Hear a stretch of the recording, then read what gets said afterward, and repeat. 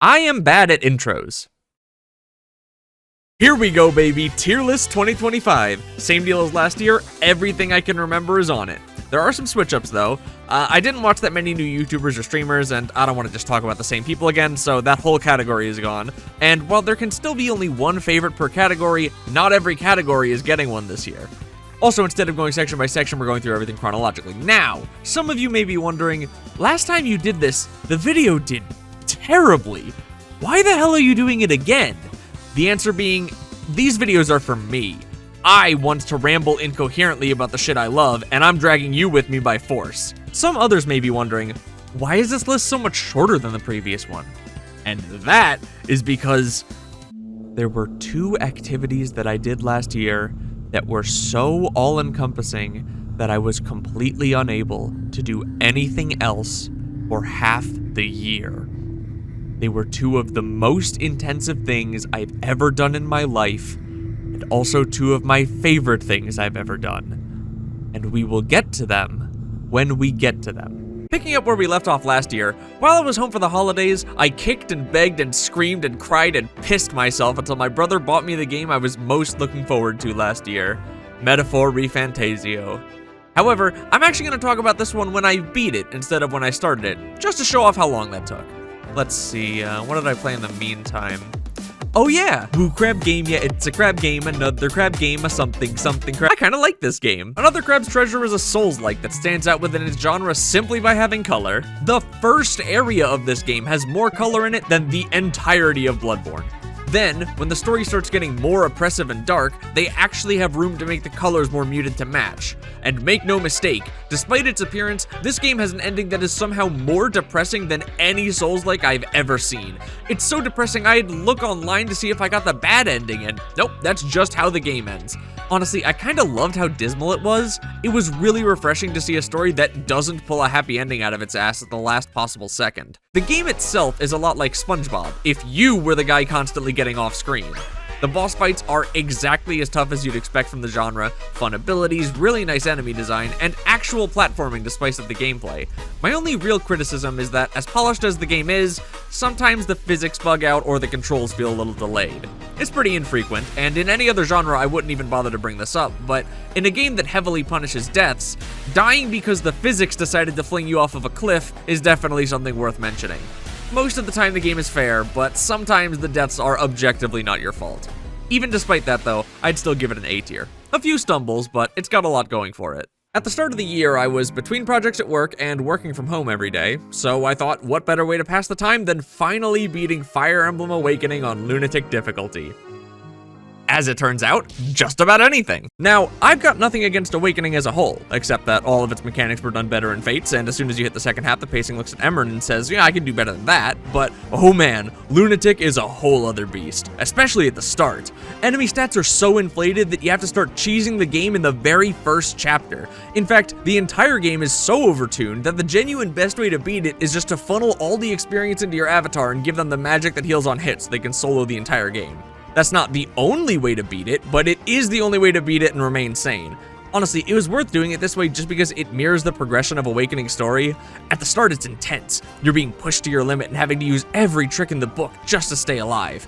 By the time you hit the mid-game, it's gotten a little easier, but it's still testing you, and then the entire back half of the game is a completely brain-dead slog, where you literally just end turn and the enemies mysteriously disappear all by themselves. I wonder how that happened. Overall, I'd give Awakening a B. There's a lot of good ideas and a really strong start, but the second half completely falls apart in both gameplay and especially story. Safe to say my itch for Fire Emblem was not sufficiently scratched, so I moved on to the other 3DS Fire Emblem, and my favorite game in the series, Fire Emblem Fates Conquest. A game whose story can't fall apart because they never even bothered to finish putting it together. When it comes to the gameplay story slider inherent to Fire Emblem games, Conquest is all in on gameplay, and that is a-okay with me. Freedom is a tricky thing to get right in a strategy game.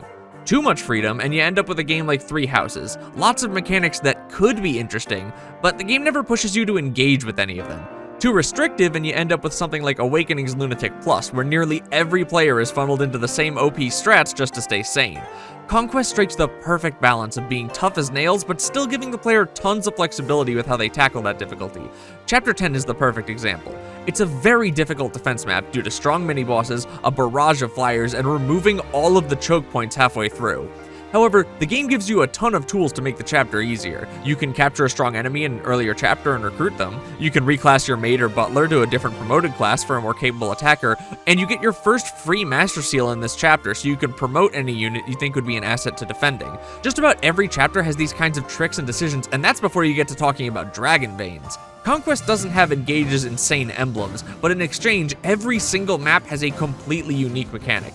You've got the wind map, the pot map, the stairs map, the other stairs map. In addition, nearly every map has a dragon vein on it that can completely change the flow of battle if used properly. Sometimes you can freeze enemies, sometimes you can melt ice, and sometimes the enemies use them against you. There are definitely maps that are more frustrating than others, but there's absolutely none that I think aren't fun. The game has, for my money, the best gameplay in the series, barely edging out Engage.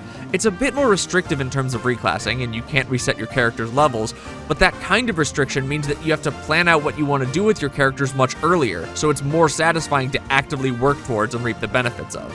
It's not just S tier, it's very easily the best strategy game I've ever played. Now you know what anime was airing at the start of last year. That's right, Solo Leveling Season 2, baby! And it is just more of Season 1. More insane powers, more ridiculous overkill, more aura farming, just more. The overall story isn't better written than Season 1, but the things that make it fun are back and better than ever. Sung Jin Woo, King of the Garbage, makes his triumphant return, and I was all in on it. A tier. Okay, so I have this friend named Leah. I love her, and I try so desperately to get her to play games I think she would like, but well, you guys have recommended shit to friends before, you know how that goes. So I came up with a genius idea, a game exchange. We both give each other a game to play, and we must finish our respective games by the end of the year. And when I say I came up with, I mean I stole from Fudge. I gave her the best game of 2024 until then, and she gave me Fear, a relatively ancient FPS from 2005, which was 21 years ago.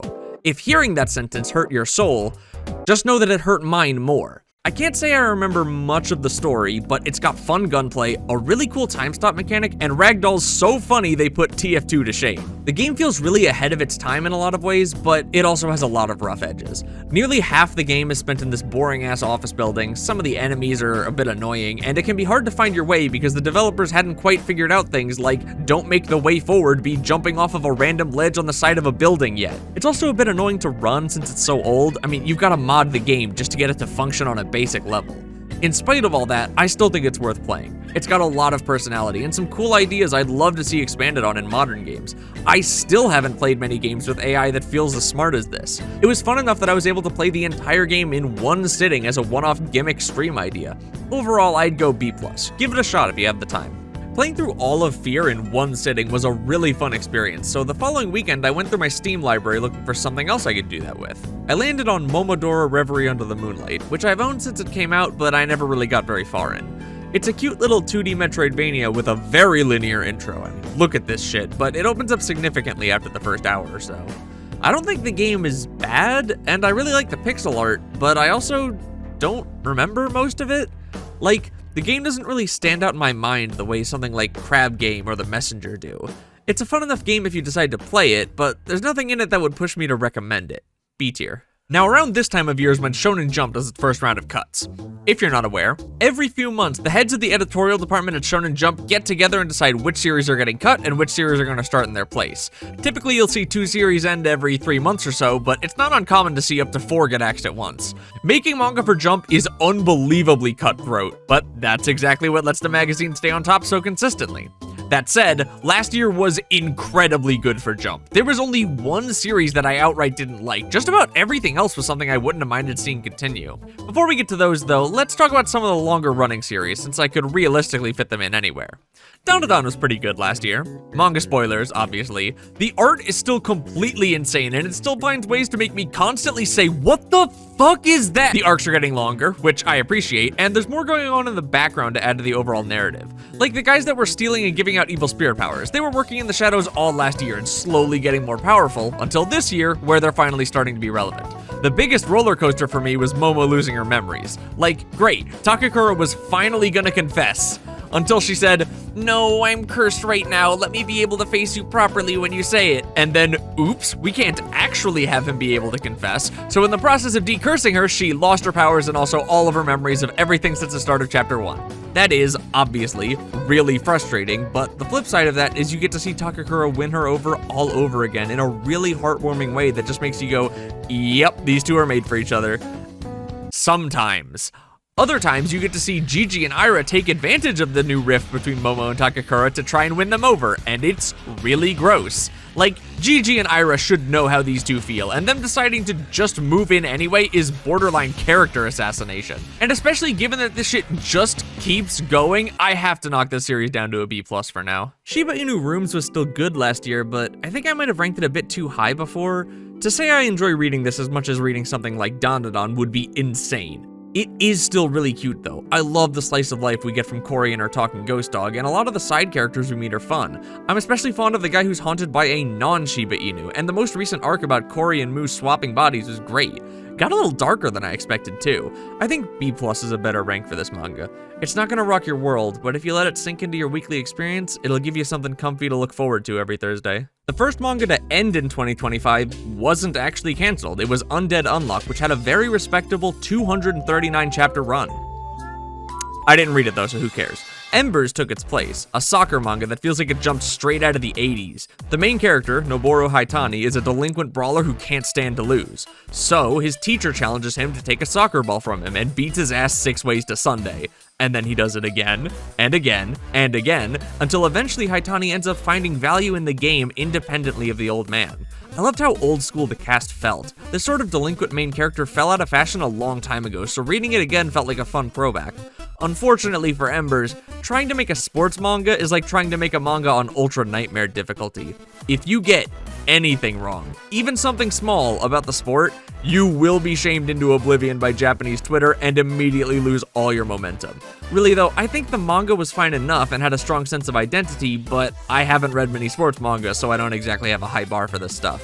People who know a bit more than me have said it didn't have much going for it, but I give it a B+ personally. The next series to end was Hakutaku, God rest its soul. It had a whole nothing going for it. In its place rose... Okay, so you know Beethoven? Of the Ludwig von variety? Yeah, so apparently when he died, what actually happened was all of his injuries and illnesses were fully healed, and he was teleported 198 years into the future and also to Japan for some reason, and then the first random kid he runs into on the street happens to have been a piano prodigy and also speak German for some reason, and so Beethoven decides that he's gonna live with this kid for some reason and also teach him piano for some reason. That is the plot setup for Star of Beethoven, and it is a goddamn fever dream. And to be honest, I'm kinda here for it. The premise is completely insane to the point of comedy, but it's played straight in a way that's a ton of fun. My favorite part of this manga, though, is... Okay, so the kid doesn't initially believe that Beethoven is who he says he is, obviously, so he kicks him out. Then he sees Beethoven approaching a mall piano to play it, and, you know, I had a really cool edit here, but I got copyright claimed. I mean, at this point, I'm just trying to fill space for however long the edit would have lasted. You can see it on the screen. The original is linked in the description. I do not need music to tell me how he is playing the piano. I can feel it. His playing is so forceful, he breaks the paneling, which had been super rigid up until this point. Unfortunately, the series didn't really have anything to hook readers after the shock of its premise wore off. It had some light mystery elements dealing with how Beethoven is, and some light interpersonal drama stuff, but none of it really stacked up to the rest of the magazine. It kind of felt like it fizzled out, and then it got the axe. B tier. The following week, a new online-only manga popped up, The Martial King. The art is done by Boichi of Dr. Stone, with the twist being that this time he's doing the story too. My first impression of this series was, man, Boichi really needs a writer, dude. This shit is straight up ass. But it actually grew on me over time. It takes place in a Wild West / steampunk / post-apocalypse type setting where the main character is the son of the greatest bandit in history, but he turns his father in because he wants to be the greatest marshal in history. So then he goes to anime Wild West martial school, and as soon as we get there, it feels like Boichi's editor told him, hey, people are losing interest already, let's pick it up. So we speedrun through what should have taken 30 chapters in about 5. It's a whole mess, and it didn't really feel like anything about the series was working. Then, strangely, it all started to click. It felt like Boichi just suddenly realized how to write better characters and arcs, and then the series went on indefinite hiatus, as manga tend to do. Right before that hiatus, though, was a twist I love that I'm gonna spoil for you guys. Now, my least favorite twist in fantasy media is the world was actually a post-apocalyptic version of Earth the whole time, 5 exclamation points, end quote. It's not inherently a bad twist, it's just really overdone and usually adds absolutely nothing to the story or themes. I most frequently see it tacked on as a last-minute twist just to have a last-minute twist, which is not to say it can't be done well, just that it usually isn't. Marshall King starts doing that twist with this robot guy who it turns out is actually thousands of years old and his last memory before shutdown was him getting nuked, wogue. But then they take him back to school with them and he sees all the steampunk stuff and he goes, well, hold on a minute, my time didn't have any of this tech. And then he realizes that between the regular Earth and the current era, there was actually a third, entirely separate steampunk civilization that also got wiped out somehow, and the desert they currently live in is what used to be the Pacific Ocean. That is a good twist, and for that move, B+. That same week, I was working on writing the script for last year's tier list video, and when I got to Katamari, I thought, man, I should go back and give this game a fair shot. So I did, and rejoice, Katamari fans, it's actually a B+ once you get used to the controls. The game has this really simplistic art style that it definitely needed to pull off the scale it had on a PS2, and it has a ton of charm to it. It's a short game, but that's because there's no filler. You roll shit into a ball to make a bigger ball to roll bigger shit into a bigger ball to roll bigger shit into a bigger ball and then your dad shows up and makes fun of you for doing a bad job, and then you go to the next level. It's simple and it's fun, but it doesn't have that wow factor that I'd need to move it any higher. Technically, my opinion had changed before I even recorded the Katamari section from last year, but I decided to keep it the same because that was my opinion in 2024. And also because Katamari Damacy tier is the best joke I've ever written. By now it had been a full month since I played Fear and Momodora in one sitting, but the experience kept sticking out in my mind. It was genuinely really fun to spend a whole day banging out one game, even if just to add to the list of games I've beaten. With that goal in mind, I came up with a new idea, Short Game Saturday. The idea being, obviously, that every single Saturday, I would sit down and play through one entire video game, with the only criteria being that it would be a game with some kind of story mode or goal, and that it'd take 8 hours or less to beat. And I would do this live at twitch.tv/pride_, so that other people could share in the fun and give me ideas for games. This was one of my favorite ideas for content. The streams were never that popular, because my stream isn't that popular, but the experience of setting aside one day a week to play a whole game to completion is a great way to quickly expand your palette and try new things, with the knowledge that no matter how you feel about the game, you're not going to be stuck with it for that long. S tier idea, and if you have anything you want to see me play, comment it below and you might just see me stream it. The first game I played for Short Game Saturday was Necrobarista, and I made a critical mistake with this one. I didn't realize what kind of game it was before going live, and then when I did realize it, I doubled down and decided to fully voice act the entire thing by myself. Genuinely made a 4-hour game take 8. It's a 3D visual novel about a cafe that exists in the space between life and death, where the living can see those recently departed and the dead can get one last drink before they pass. Now, something you guys need to know about me is that I love media about death. It's really rare to find stuff that doesn't, just have death in it or vaguely reference it, but really centers its themes around death, its consequences, and how we deal with it. Stuff like Xenoblade 3. This game,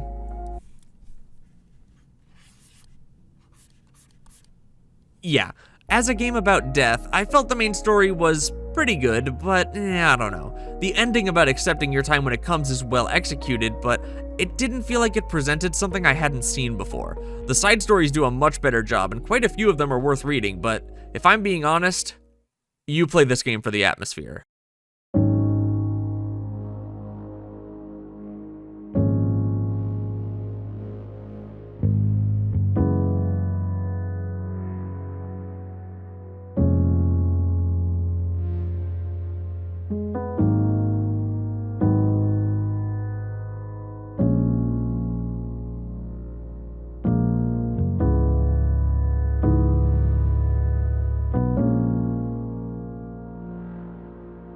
The game does such a good job of capturing that liminal lost-to-time feeling with its permanent twilight and immaculate soundtrack. Lemon, the song that's currently playing, moves this game up an entire tier by itself.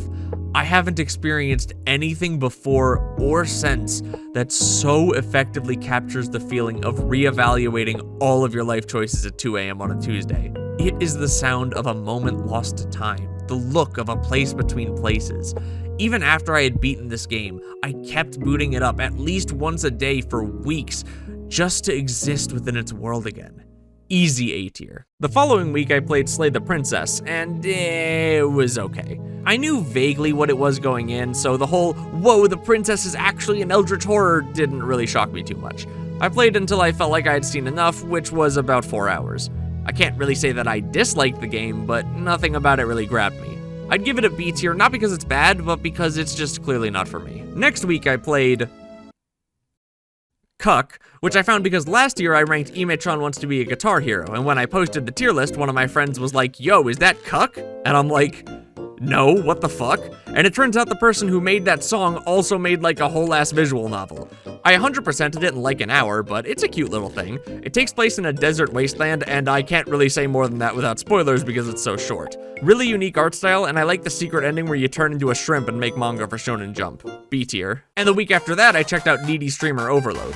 This is a game where you roleplay the absolute worst manager/boyfriend possible for a newbie streamer girl who clearly needs professional help.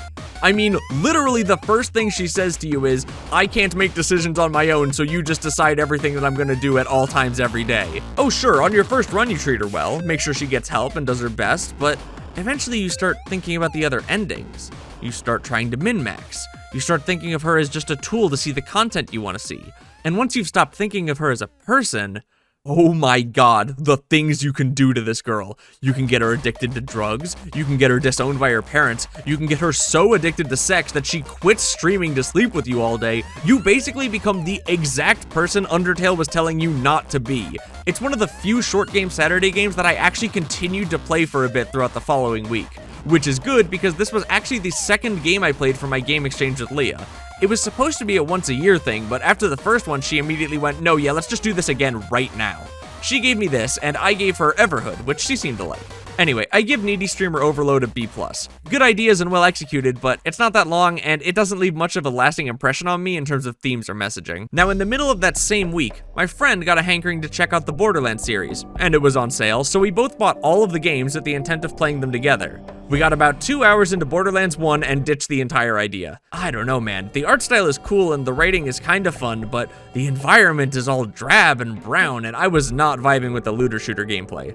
Now, basically everybody I told this story to said, ew, why did you start with Borderlands 1 instead of 2? So maybe this wasn't the best jumping on point, but neither of us were really having a good time with it. D tier. And now, at this point, after all of that, I finally finished Metaphor. And my review is, it kinda sucks. Only kinda, though. So like, I like a lot of the gameplay tweaks it makes to the Persona formula. Turn icons are cool, leveling archetypes is cool, actually having to think about travel time is cool, but I think almost every other aspect of the game lets that gameplay down. We're gonna get into some spoiler stuff, and while it's nothing I think is that bad, I've ordered it from least to most spoilery. Nothing about Metaphor is awful. In fact, a lot of it is really cool, but the game frequently feels like it's less than the sum of its parts. I think the biggest issue for me is the visual design and how it makes the world feel so much more generic than it is. I know people who like the way this game looks, and man, I wish I was one of them, but I'm just so sick of desaturated fantasy. Like, let's take a look at the colors of the different areas you go to. You start out in the capital city, which is surrounded by desert, is very gray. Then you start on your quest and you stop at Martira, a countryside town with a castle. Switching it up, they decided to make this area brown. After that, we head to the port town of Brylehaven, a city that is also gray, but it has a kind of teal tint to it. Next is Virga Island, which has plenty of greenery off to the side and plenty of brown for the area you actually walk around in. And finally, we have the snow area, which is white and gray. Amazing. This sucks because these areas, and the world as a whole, do have a lot of interesting things going on. The capital introduces gauntlet runners and this floating island ripped straight out of Majora's Mask. Martira has giant sandworms on its outskirts. Brylehaven has these floating water orbs and giant rock protrusions. Virga Island has a big spoiler, and Altabury Heights has Looking at the world purely on the ideas in it, it's insanely inspired and original, but I don't feel as interested in it as I should because so much of it is gray and brown. You'd think the studio that earlier that same year put out Persona 3 Reload would have a much clearer understanding of how to make a world visually interesting. And to be fair, sometimes they do. Peppered throughout your quest are these scenic vistas. Your gauntlet runner pulls up to these gorgeous backdrops, and your characters stand in awe as your engineer draws a sketch to attempt to capture its brilliance. There are 12 of these scattered throughout the game, and every time I see one, all I can think is, man, why can't the whole game look like this? Which it really could have. After you've beaten the final boss and you're doing the standard Persona walk around and talk with everyone you've met one last time section, the game adds in a ton more color, and man, just look how much better this looks. And yeah, I get it, the world was darkened by societal unease, but with the villain defeated and the day saved, color can return, I get it. But if the trade-off for that effect is that the world is this bland while you're actually playing it, then I don't think it was worth it. Not helping matters is how many of the interesting ideas are just window dressing. With the exception of the gauntlet runners, most of the pieces of visual design exist entirely in the skybox out of reach of the player. A great example of this is Brylehaven. It's got these really interesting spires jutting out of the ground, and enormous water orbs suspended by ambient magma in the air, but the parts of the town you actually go to are just a normal port town. You can see interesting stuff off in the distance, but the parts of the world you actually interact with are mundane. Compare this with my favorite fictional world, Allrest from Xenoblade 2. You got Torrigoth, the second town that you visit. It's a port town, but it's got this really cool verticality at the port area with the rope bridges connecting different multi-layered housing areas. Then there's Fonsamima, which is built at the back of the stomach of a giant whale. The terrain of the area slopes upwards, and the entire town is built along that slope with tons of stairs connecting the different layers and a great stairway splitting it right down the middle. Or how about the Leftherian Archipelago, which, true to its name, is a collection of smaller islands floating around a much larger central island that remains buried within a bump in the Cloud Sea. A bump that you get to walk through, and you can see the fish and monsters swimming around in it. And that's without mentioning that every area actually exists on the backs of giant titans who swim or walk through that Cloud Sea. The interesting parts of the world are baked directly into the places you explore. Now, I'm going to avoid talking too much about the story, both to keep this mostly spoiler-free and because the section is already way too long. The general gist is that the game has a ton of great ideas, but for every original thought it has, it throws in 3 generic fantasy tropes. Just like with the visual design, the interesting story ideas are buried under an avalanche of bog-standard, dime-a-dozen fantasy that drags the whole thing into feeling much more generic than it should. This is the studio that made the Persona series, which is overflowing with unique and fun modern fantasy ideas, but it feels like the instant the dev team decided to go with a more traditional fantasy setting, they chained themselves to being just like everyone else because that's just how fantasy is. And the most spoilery thing I want to talk about is Luis. I actually really like him. He is fantastically evil and smarmy in a very realistic way that really makes you want to kick him in the teeth that much more. He is one of the strongest points of this game and, very refreshingly, actually the main villain. There's no twist 80% of the way through or some other stupid shit. He's the villain at minute 0 and he's still the villain at the end. Great stuff. Very refreshing to play a JRPG where the villain you've been building up for 60 hours isn't replaced by God at the very end. Metaphor has good ideas for sure, but it doesn't have the confidence to let them stand on its own. It's the kind of game where I'm excited to see where the dev team could go with a sequel or another project, but this one definitely doesn't do it for me. B tier. By now I was thinking, man, it's been a while since I watched an anime, I wonder what's airing right now? To which the answer was, nothing good. This means I had 2 options. I could go back and watch a classic that I haven't seen before, expand my palette, and possibly consume a piece of media that could permanently change me for the better. Or I could watch some generic C-tier nothing show that was airing that season that I'll probably end up forgetting within a week. I may be a guild receptionist, but I'll solo any boss to clock out on time is as C-tier gets, but that doesn't mean I didn't enjoy it. It's a pretty generic power fantasy anime about a guild receptionist girl who was so tired of working overtime that she prayed to God and he gave her an OP skill so that she could clear the dungeon bosses herself. She feels really down to earth in terms of her relationship with her work. She doesn't want to be a big shot adventurer. All she wants is a comfy job where she can clock out on time and that keeps her income and housing situation stable. Honestly, respect. At first she kept putting off overtime work, saying she'd do it on a day where she felt up to staying late, but then she realized she's never going to want to stay late, so she just hunkers down and does it every single day in the hopes that tomorrow she can clock out on time. Now that's a relatable main character. I picked this show specifically because I'd heard the ending before. It's by an artist that I like, and it captures the spirit of the main character perfectly. This show might be C-tier trash, but sometimes that's what you're in the mood for, you know? Also, I think it's really funny that the opening is in a completely different art style to the rest of the show and clearly has a much more interesting setting. Like, where is this? What is that? I want to see the show that this opening should be attached to. After finishing the Guild Receptionist anime, I still wasn't quite satisfied, so I decided to move from a C-tier show to a B+ tier show. My Hero Academia Vigilantes. It feels like a much more ground-level look at the world of My Hero than the original, and you get to see a lot more of what the daily lives of people who live in this world are like. And it sucks! Oh my god, there are villain attacks that put lives in danger constantly. This shit is insane. The main cast for the show is fun, especially Man-Man, whose power is just that he punches people until they pass out so he can satisfy his tongue fetish. The big thing I feel the lack of in this show is the hype moments from the main series. The thing that My Hero did really well was that it was constantly building towards the next major hype moment. And while there's stuff in this show I can tell is supposed to serve a similar function, it doesn't come to nearly the same heights. And you know what? I think that's okay. As I said, this show is more grounded, so instead of things like the United States of Smash, you get Pop Step performing a concert for the first time. It's much cuter and cozier than the main series, and while that does mean I like it a fair bit less, it doesn't by any stretch mean that I think the show is bad. Now, my friend Winter and I are basically always working our way through some show or other, and at this point we got a bit bored of Doctor Who, which I ranked last year.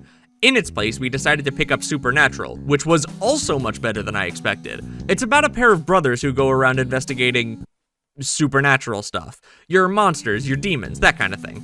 Very Monster of the Week. And you would think, with a Monster of the Week show like this, that you'd get plot setup at the start of the season, 22 episodes of filler, and then some plot at the end. But no, it genuinely feels like any random episode can end up completely changing the direction of a season. Sometimes they introduce what clearly looks to be the big bad in the first episode of a season, just to do away with them in episode 5 and move on. And somehow that never feels cheap or like they gave up writing that character halfway through. The stakes also feel genuine. The writers aren't afraid to introduce characters and kill them off in the same episode, so while Sam and Dean are usually safe, there's no guarantee that anyone else makes it out of any given episode alive. Even the more major side characters that you think can't possibly die end up biting it sometimes. Honestly, I was shocked how much I ended up liking it. It's A tier.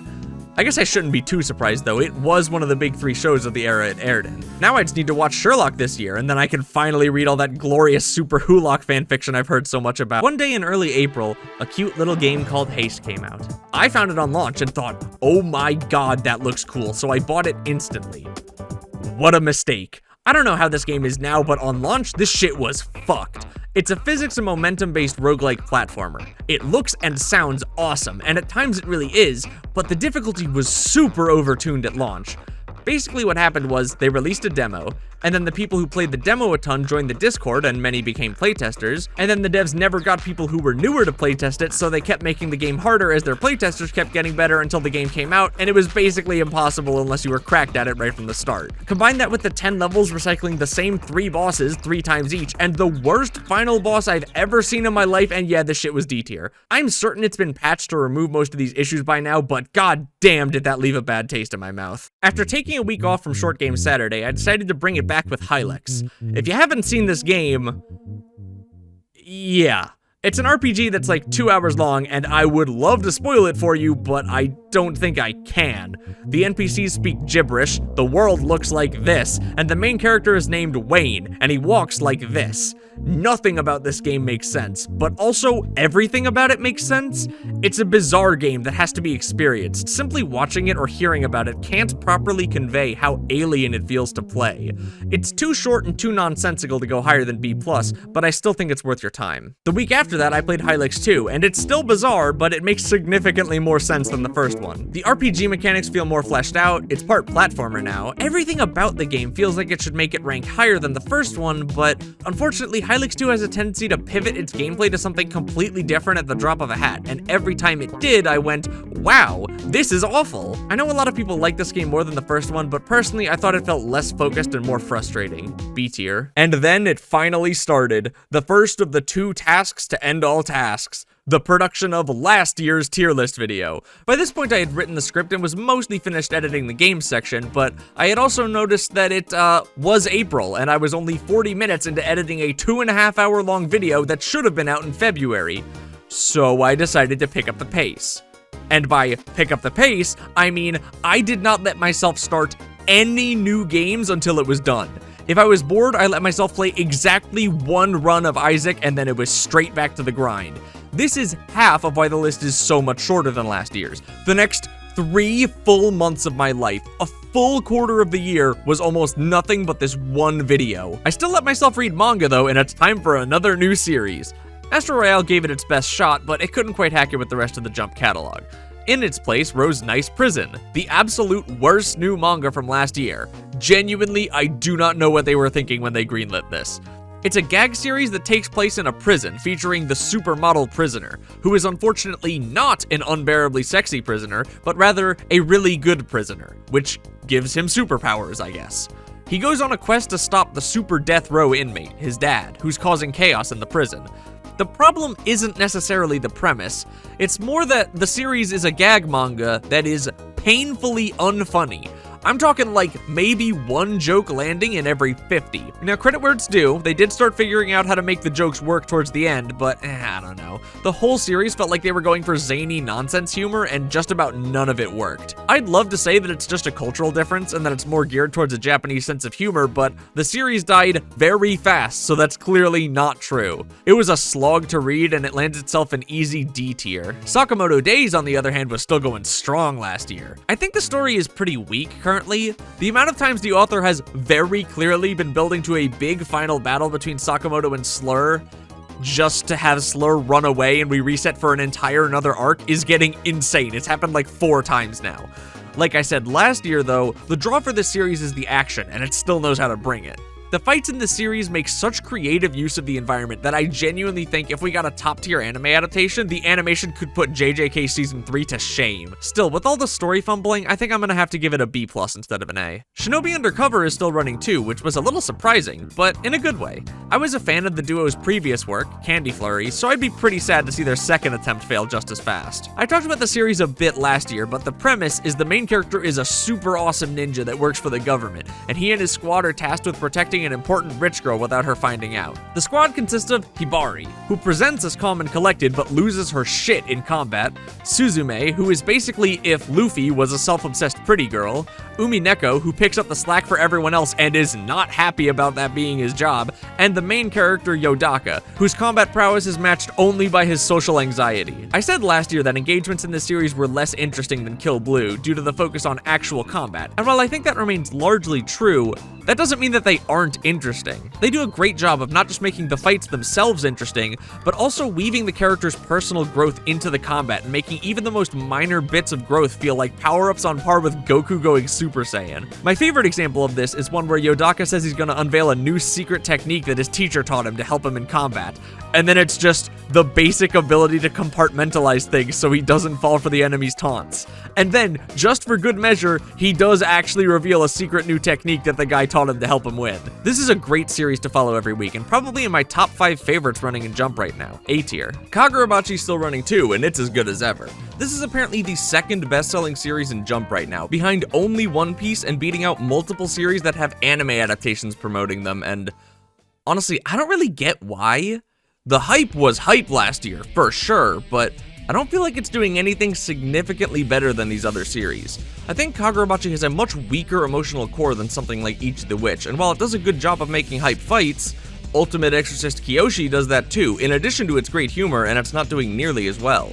The more straightforward, serious tone of Kagurabachi is great for the big moments, but I wish it found more time for the weirdo comedy of a series like JJK. I mean, really thinking about it, there's quite a lot of similarities in both tone and storytelling between Kagurabachi and JJK, but I think what made JJK an S is that humor and the wacky characters. And that's not even me saying that I think Kagurabachi should veer in that direction, since what it's doing now is clearly working. It's just that that makes it into something I think is pretty good instead of something I really click with. B+. I also let myself watch some anime when I didn't want to work, starting with Girls Band Cry. I watched this one because it came highly recommended by Giguk, and man, I just did not like it that much. It's about a group of girls coming together to form a girls band, but I feel like I not just didn't connect with, but didn't even understand the mentality of the main character for like the entire first half of the show. It definitely got its shit together in the second half, and I really did like the message of the show by the end, but man, I did not like the journey to get there. B tier. Apothecary Diaries Season 2, though, I loved that one. I thought the pacing was a little weaker than Season 1, and I'm kinda iffy on some of the subplots, but overall I think it's still a great package. Watching Mau Mau solve mysteries of both the medical and non-medical variety still gives the show a really solid core, even if the other parts sometimes get a bit flabby or malnourished. I don't think it's quite as good as Season 1, but it's still a great time. A tier. By now it's getting to be early May, and all I really had done was the games and anime sections of the video. I can't control my family though, so it's vacation time! A month and a half into editing the biggest project of my life that I'm already way behind on. Perfect time to take a week off to go on a family trip. To be fair though, it was a really fun trip. First we went to upstate New York to see my sister graduate from Ranger School, and we spent the night in the neighboring town. Then we went back to New Jersey for a day or two, and then 2/3 of my family went down to Gatlinburg to see the Great Smoky Mountains. This place is gorgeous. Genuinely, I cannot understate how incredible the mountains are. Even with it being a tourist destination, it's worth it to visit them because the second you leave the town, they're really not that crowded. There's so many hiking trails and locations to see that you're actually not that likely to run into a horde of people no matter where you go, and there's so much cool shit. I even got to see a walk behind waterfall in real life. I thought those were like made up for fantasy media, man. Even in Gatlinburg, there was plenty of fun stuff to do. We stayed at the Margaritaville Hotel, we got ice cream that was like $70 for the 4 of us because we didn't realize it was that expensive, and then skipped dinner that night. We went to this mini amusement park that was on top of one of the mountains. We even went to one of those dinner and a show things, and I'd love to be a hater and tell you that it was stupid and not worth the money, but no, it actually totally was. The Great Smoky Mountains in Gatlinburg aren't really something I hear people in my generation talk about as a vacation spot, but they're an amazing time if you're looking to balance the blatant consumerism inherent to vacationing with actually getting to see some beautiful natural landscapes. A tier. And the instant I got back, it was straight back to work for me. A funny thing happened while I was working on last year's tier list video. Obviously, one of the things I had to review was the ending of My Hero Academia. And in doing that, I had to rewatch some of the anime and reread some of the manga. And once I started doing that, I could feel its claws sinking back into me, to the point where I was considering watching the whole series again. I really couldn't afford to do that while working on the video though, so I settled for watching the one movie I hadn't seen, You're Next. It's okay, I think. It makes decent use of the individual characters and their quirks, and it has a nice core message, but it doesn't really come close to the main series in terms of quality or hype. Which is fine, you know, you can't really expect the same level of quality out of a non-canon movie.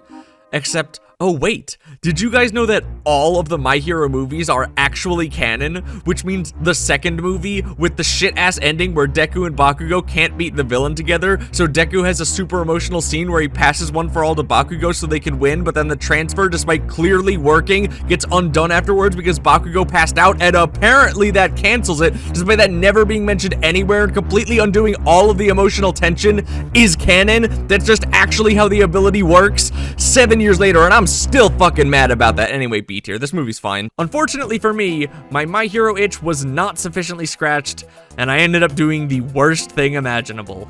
Watching the entire series again over the course of like a month and a half. I even dragged a friend along with me for good measure. The premise of My Hero Academia is, I don't need to explain this. The best way to explain the quality of the show is with this graph. You start out pretty good, and season 2 gets really strong. United.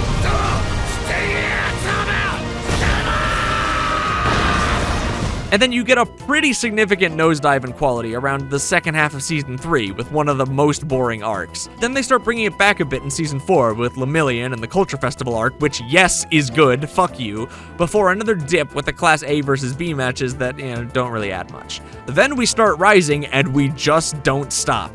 I think the reason My Hero has such a bad reputation is twofold. First is the costumes for a lot of the females, which would be fine enough if they were adults, but they aren't, so, And the other is these big dips in the middle.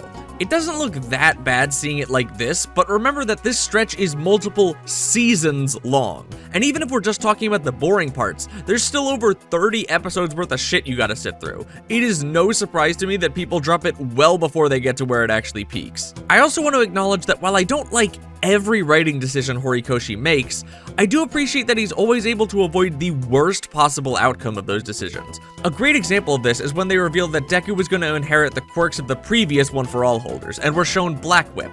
At this point I was thinking, man, this completely destroys Deku as a character. We already knew he was going to be OP. Why do we need this? Because the assumption on my part was that all of the other powers were going to be as moveset altering as Black Whip. My other lazy guess, which was actually pointed to by some of the characters, was that since, technically, All For One had the stockpiling quirk first, Deku would inherit All For One and be able to steal quirks from him to beat him.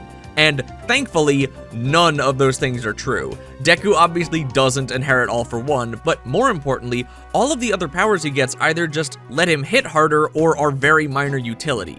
Horikoshi almost always manages to make me at least okay with even his worst decisions, and I have to give the man mad respect for that. Even considering all those valleys, I'd be insane to give this series less than an S tier overall. While we're talking big shonen, let's get back to One Piece. Last year, I complained for 15 minutes about the big spoiler and then put the series in C tier. How did it do in 2025? Pretty good, but I still think the series isn't currently matching up to the level it used to set.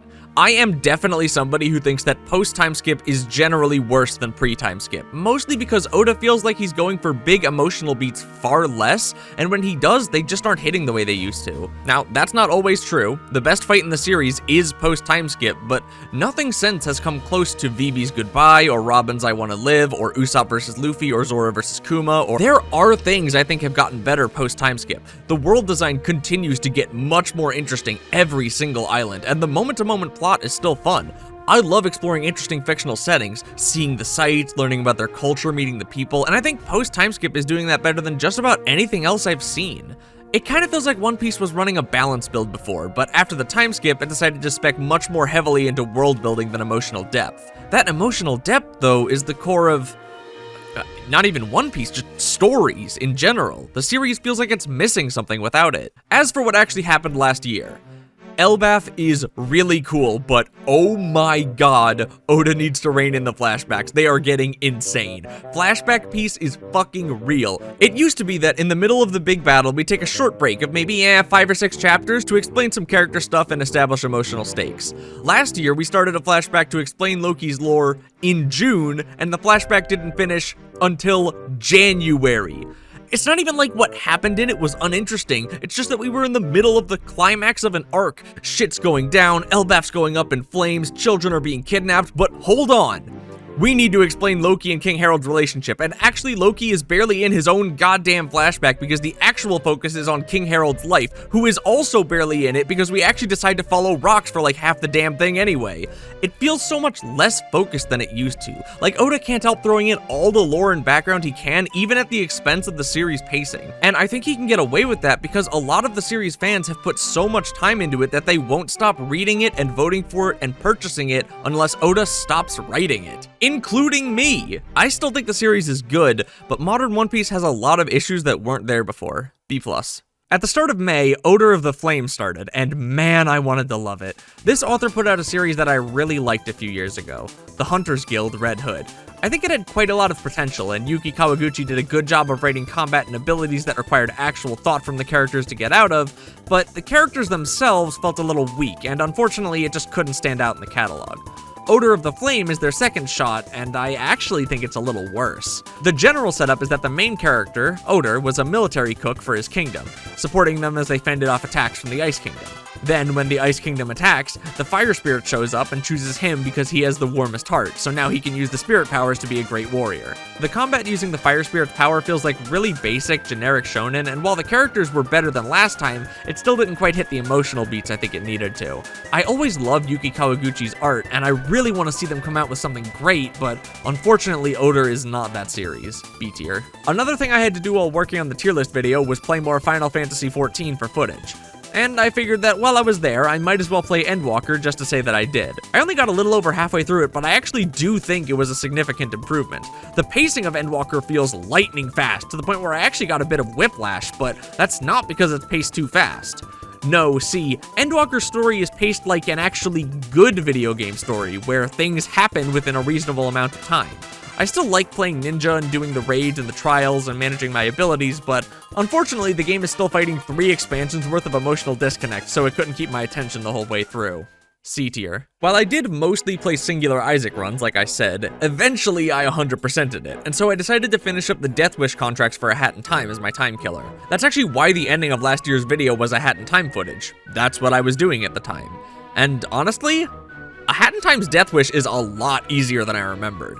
It still took me a while, don't get me wrong, but I remember this stuff feeling impossible when I was first attempting it, so even being able to make progress was insane to me, let alone fully completing it. I also did some of the summer event, which was fun until you reach a certain point where the random bonuses have an increasingly higher chance to be debuffs you're forced to run with, and then you have to do a precision platforming level with this shit-ass tripping badge that can literally make you fail any jump through no fault of your own because Hat Kid stubbed our toe on the fucking air. This shit is not fun! Please remove this from the video game. This game is still insanely good. It's oozing charm from the character designs to the dialogue to the music, and it's consistently fun from start to finish. My favorite little touch is that none of the characters have actual names. They all just have titles. Hat Kid, Mustache Girl, the Conductor, the Snatcher. The only real exceptions are DJ Grooves, which is more of a stage name than anything, and Vanessa.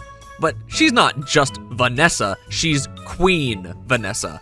Honestly, screw every other 3D platformer I played last year. This is easily the best one. S tier. There was exactly one new game that I let distract me from making last year's tier list video, and that one game was the new Deltarune chapters.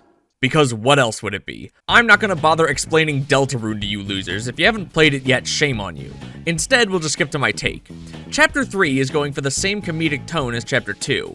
However, Queen is funnier than Tenna. Which isn't even to say that Tenna isn't funny, Queen just placed the bar in outer space. Unfortunately, that means that Chapter 3 leaves me feeling like we've been here before and it was better the last time. Chapter 4, on the other hand, is going for a completely different tone to anything else we've seen so far, and it's that much better because of it.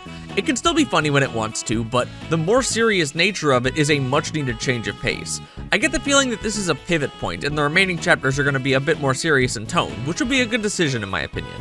Okay, so as we're all aware, Chapter 5 just came out, and it wasn't quite that. But I figure I'll give my minimal but not quite spoiler-free review now while it's still fresh in my mind. So when I first finished Chapter 5, I was left feeling like it was one of the weakest chapters, but the more I think about it, the more I kinda love it. The theming and characterization are really on point, and Flowery challenges the party on their biases and selfishness in a way no other villain really has so far. It sits in a middle area between the comedy focus of Chapters 2 and 3 and the more serious tone of Chapter 4. And while it didn't really answer any of the burning questions I have about the world, the story helped me to laser focus on what questions I want to see answered when Chapter 6-7 comes out.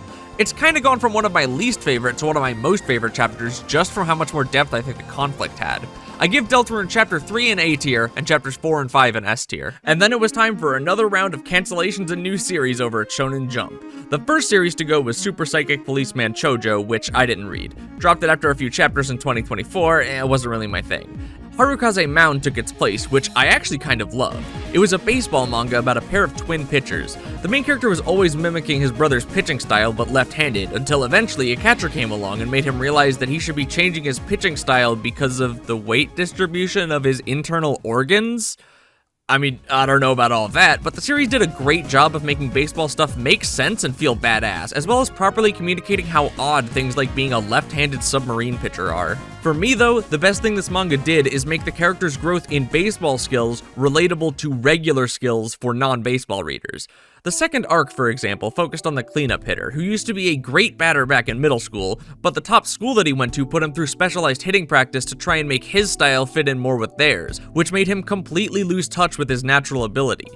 Yes, it's about baseball, but more than that, it's about losing touch with your talent, the thing that was your identity, to the point where you can't even remember what you used to do or what made you good at it in the first place. Nothing in this manga hit me harder than this. The difficult part of improvement isn't hard work. Anybody can work hard. The most difficult, most frustrating part is when you don't know what kind of hard work is necessary. This resonated with me on a spiritual level. I've seen people say this arc was boring, and man, I cannot see how. I guess that was a common sentiment since the series didn't last long afterwards, but to me, this was great. A tier. The next series to end was Sid Craft Love is a Mystery, which I did actually read. I covered this a bit last year, but while it had some good mysteries sometimes, others would fall flat, and I wasn't a big fan of the harem shenanigans. Seems like it wasn't really grabbing other people either, and you can tell with the last few chapters that they were stretching for literally anything to give them enough popularity to stay relevant. Most notably, introducing another girl, who, despite this manga taking place in Victorian times, is a sci-fi inventor, and also a little sister type who isn't actually Sid's little sister and also gives off mommy vibes. This character is all over the place. You get the vibe that they were grasping at straws and it didn't really pay off. I do think it's funny though that Sid does specifically try to confess to only one of the 4 girls, but they literally all misunderstand him and just decide to all get together. That's a good bit to end the series on, but it can't save it from a C tier. Replacing Sid Craft was Kaedegami, which I am honestly shocked got axed. I suppose the premise felt a little weak. The main character stumbles upon a masked woman and decides to take her in, only for it to later be revealed that she's a human-eating Shengwai? One of the strongest of them, in fact, who's missing her face and limbs because she was overthrown by the other Shengwai for being too unhinged. The years of taking care of her paid off for main character guy though, as she realized the value of others enough to want to protect him with what life she had left. Then they go on a quest to recover her missing limbs, blah blah blah, you get the idea. The premise was okay, but the draw was the adventure itself. Even just in the 17 chapters this series got, we got such an interesting look into this ancient China-inspired world. The architecture, the nature, the monsters they fought, and the people they met, it was all so cool. There were some really poignant depictions of family and abuse too, and I really don't see how people weren't connecting with it myself. They really pulled it back after the rocky start, but I guess a rocky start really can doom new series. I still liked it though, so I'm giving it an A tier. Replacing Embers from earlier was another attempt at a sports manga, Ekiden Bros. This was a series about a young man deciding that he wants to get into running so that he can run Ekidens like the people he looks up to. Ekidens are basically cross-country relay races, by the way. Apparently pretty popular in Japan. My problem with this manga is really that I don't know what it was trying to communicate. It didn't really seem to be going for any big themes. There wasn't really much character drama. Much of it didn't focus on the growth of the main character as a runner. I have no idea what they wanted the appeal to be. The simple joy of running, maybe? It got that across okay, but not nearly well enough to compete with the monsters that run in this magazine. It wasn't unenjoyable to read, but it also left very little of an impression on me. C tier. And then Star of Beethoven ended, making way for a series with a premise that is almost as insane. The setup of Ping Pong Peril is simple. The main character and his sister inherited a ton of debt from their parents, and in order to prevent the debt collector from selling his sister to pay it off, Tyra has to play in underground ping pong matches to make money. Not just any ping pong matches though, this is Ping Pong Peril. The basic rules are the same, but the defending player gets to determine things like what the ball is, what counts as the table, environmental hazards. There's literally a rule saying anything goes. The progression of this series is insane. It starts with just the room is bright and the glare makes it hard to play, and then before you know it, Tyra is playing ping pong in a bathhouse using a wash basin against a genius inventor who's electrifying the water, or playing at Shibuya Crossing using the heads of pedestrians as the table, or fucking this! Look at this, this is a ping pong manga! Was this series particularly good? No. The characters were okay and the romantic hints were kinda lame.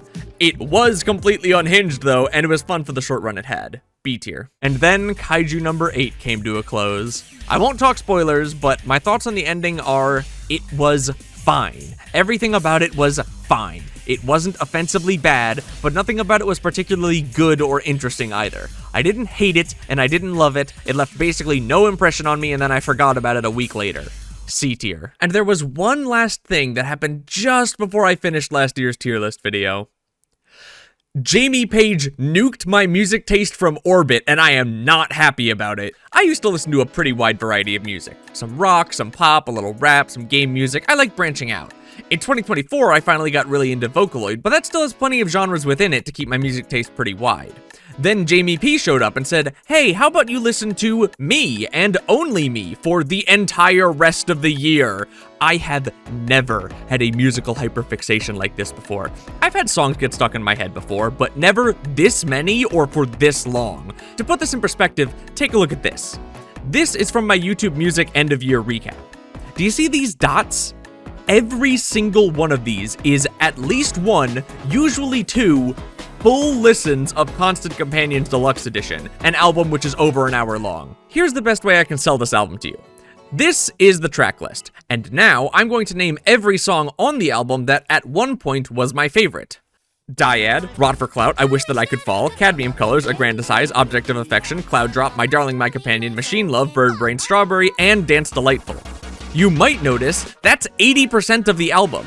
I could legitimately talk about how much I love this album for the entire remaining runtime of this video, but I won't, because attempting to edit video for an album where more than half the tracks don't have music videos is a pain in the ass. Instead, I'll just show off my high score badges from YouTube and give a big congratulations to Jamie P, because the P stands for peak. And then, finally, it was done. The tier list video for last year took me 4 months of non-stop work to make. I basically did nothing but eat, sleep, go to work, and edit until it was done, with like an hour of free time on Sunday to read manga. And yet, somehow, it was not even close to the worst thing I put myself through last year. It was a hell of my own creation, and it was worth every second. It felt great to be editing video again, and with a project that was so much simpler than what I'd tried to do before, it reinforced my confidence in my fundamentals.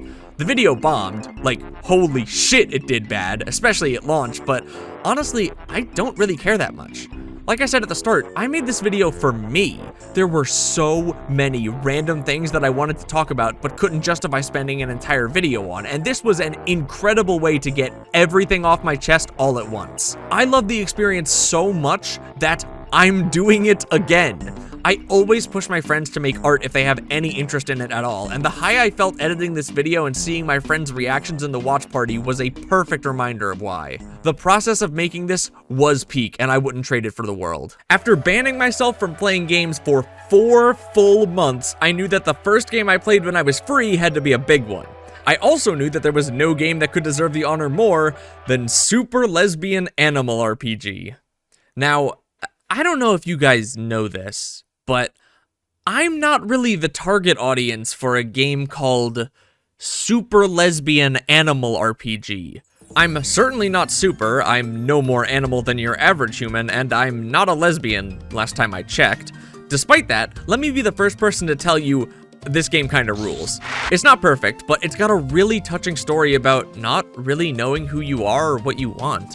Melody, the main character, doesn't really have any aspirations or dreams, so she kinda just decides to be an adventurer because that's her girlfriend's dream and she wants to support her. I don't want to spoil too much about the game, but the way Melody finds herself in this role that she just kind of stumbled into is really beautiful. I love the charming side characters too, like this guy who used to be an evil wizard bent on world domination, but now he's retired from being evil and he kind of just hangs around town with his granddaughter, who's all too eager to follow in his footsteps. I'm also a big fan of the way the game humanizes the antagonist, but that's veering a bit into spoiler territory.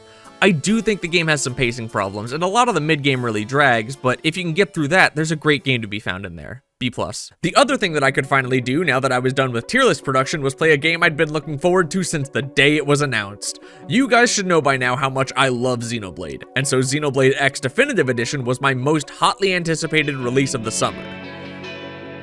And honestly, it was kind of a letdown. Now, I know people who list this as their favorite Xenoblade game, and I can kind of see why. This world is magic, man. It's completely open, including the hub, and all of the areas are drop-dead gorgeous. It really does feel like a real alien ecosystem, and the only thing stopping you from going anywhere you want right at the start is your ability to keep the enemies from kicking your ass so hard it comes out your throat. The gameplay has a ton of depth and cool systems. You get a fucking giant mech.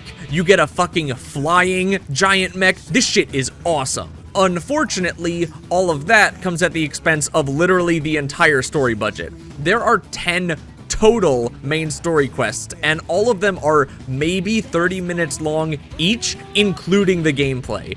There's basically nothing there in terms of character growth or development. You can get more by doing side quests, and I would know, I did all of them, but it doesn't come close to the depth of the world, stories, and characters of the numbered games. I knew that was the case going in, people had told me, but I was still disappointed by how much nothing there is here. I love Xenoblade for the incredible worlds, great stories, and fun gameplay. You can't trade in any one of those three and expect me to like it as much as the others. B tier. And then, in July of last year, I made an extremely poorly advised financial decision. I actually bought a Switch 2. Now, between the insane price, for the time, Nintendo pushing anti-consumer practices, and the dearth of system-selling exclusives, why would I do this?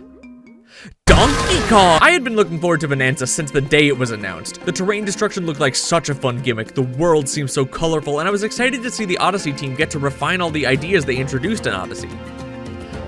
B tier. Yeah, so unfortunately I feel like this game lost a few of the things I liked from Odyssey while having a lot of the same issues. In fact, in some ways, it's actually even worse about them. Both games, I think, have a problem where the game doesn't feel like it's meaningfully progressing in difficulty. For 80 to 90% of the runtime, the difficulty curve is literally a flat line that only starts showing signs of life right at the very end. And before you say that they're children's games, so were all of the other 3D Mario games, and they felt like they had much more engaging difficulty progression. Tall Tall Mountain is meaningfully more difficult than Bob-omb Battlefield in a way that Bonanza's, say, Trash Layer isn't when compared to the Lagoon Layer. It feels like the game wants you to get lost playing around with its mechanics, but it doesn't introduce new stuff nearly often enough to keep that interest up. I started getting bored of digging through everything by the end of like the 3rd layer, and by the time I was halfway through the game, I kinda just wanted it to get itself over with. The game has some cool mechanics and ideas you can play around with, just glancing at a speedrun shows that, but it's never difficult enough to actually get me to engage with them. When you can just dig straight to the goal and not even interact with 90% of the game, what reason do I really have to not just do that? I do have to give props to the ending though, holy shit. Even as someone who's only played a handful of Donkey Kong games, this was an incredible way to send the game off. It left me wishing that the entire game had this kind of energy. So, do I regret purchasing a Switch 2? Well, this wasn't the only game I was looking forward to last year, so let's put a pin in that one for now. Also around July, my friend Ash finally started doing movie nights in their Discord again to force their friends to watch their favorite Kamen Rider series, O's. This series kinda rules. Obvious but strong theming, fun characters, a disembodied hand who is also the gayest man of all time. There's a lot to love here. Unfortunately, it only goes into B+ because we never finished it, Ash! I know you're watching this! Ooh, I'm depressed, I don't have time to watch anything because of work. Fuck you! Don't you try to be reasonable with me. We are watching this show if I have to drag you through it. I am the main character and you will structure your entire life around me. Gotcha. Here we go. This show has been popping off all over the place. So many people falling in love with it, and I dropped it after 5 episodes.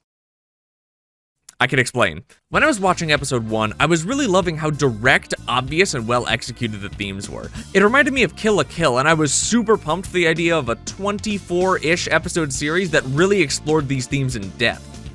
And then I learned that it was actually a long-running shonen adaptation, and I was a little bummed. I wouldn't drop it just off of that, though. I mean, that's a me problem. The actual reason I dropped it is that I watch anime when I sit down to eat. I do not want to watch this while I am eating. C tier. Then, Winter and I tried getting into Lupin the Third, one of the most famous anime of all time, by starting right at the start with the first episode of the first series. And what's funny about that is that even though we started as early as physically possible, I still didn't really know what was going on because the show opens as though you already know all the characters. Not really a big deal, it was just funny. As an anime from the 70s, there's some stuff in here that hasn't aged well, but overall it was an alright experience. There wasn't much to strongly dislike, but it didn't really hook me either. I found myself pretty indifferent to it overall. C tier. And then, Dragon Ball fans rejoice, I did actually go back and give Super another shot. Basically, I just skipped all of the boring stuff. And hey man, when you cut out all the stuff that sucks, the show's pretty good. Super definitely has more of a focus on comedy than Z did, and that's not inherently bad, I just wish it didn't infect the characters. Goku was always a bit of a goofy airhead, but he would not, say, forget the senzu beans in the bathroom before a big fight. In terms of doing what Z did best, though, the training and the fights, it's hard to argue the Tournament of Power isn't right up there. Just don't worry about the future Trunks arc and how it is some of the most blatant character assassination I've ever seen. Yes, I'm sure Trunks would be very happy to just live in an alternate timeline after literally everybody he fought to protect was completely obliterated by Zenny. This is 100% consistent with how he was written in Z and doesn't feel completely inhuman at all. Anyway, I'd give Super a B+. It was good fun, but not my favorite thing ever. We also watched Superhero, by the way, and I feel basically the same about it. It's more super, it's fun. B+. Once I was free of editing hell, I decided I wanted to start streaming again, and I figured I could finally do a challenge I've always wanted to say I did. Iron Manning a Fire Emblem game. Basically, that means playing the entire game without resetting or reloading a save, so if you lose a character, they're permanently gone, and if you game over, you have to start from the beginning. It's like a Nuzlocke, but for Fire Emblem. The game I decided to go with was the one I know best, Fire Emblem 7, The Blazing Blade. I had a blast going through this challenge, to the point where I would start cutting my work days short so I'd have more time for attempts. Fire Emblem 7 is such a great game too. For me, it's the pinnacle of the pure Fire Emblem games. Most of the games since have had some kind of central gimmick or mechanic they build themselves around, like the emblem rings in Engage or the pair-up systems in the 3DS games. I love those games too, but Fire Emblem 7 in contrast stands tall on its fundamentals. You've got the weapon triangle, the basic stats, and that's kinda it. It is the purest embodiment of classic Fire Emblem to me, and while that is definitely mostly nostalgia talking, and despite losing 3 entire runs to green units dying before I could have physically possibly reached them, it's the second turn of the fucking chapter, man! I can't give this game less than an A tier. Poorly advised financial decision number 2 coming up. I got Nintendo Switch Online. Why? So I could play Banjo-Tooie, baby! And also so that I could use the online features in Xenoblade X, but mostly it was for Banjo.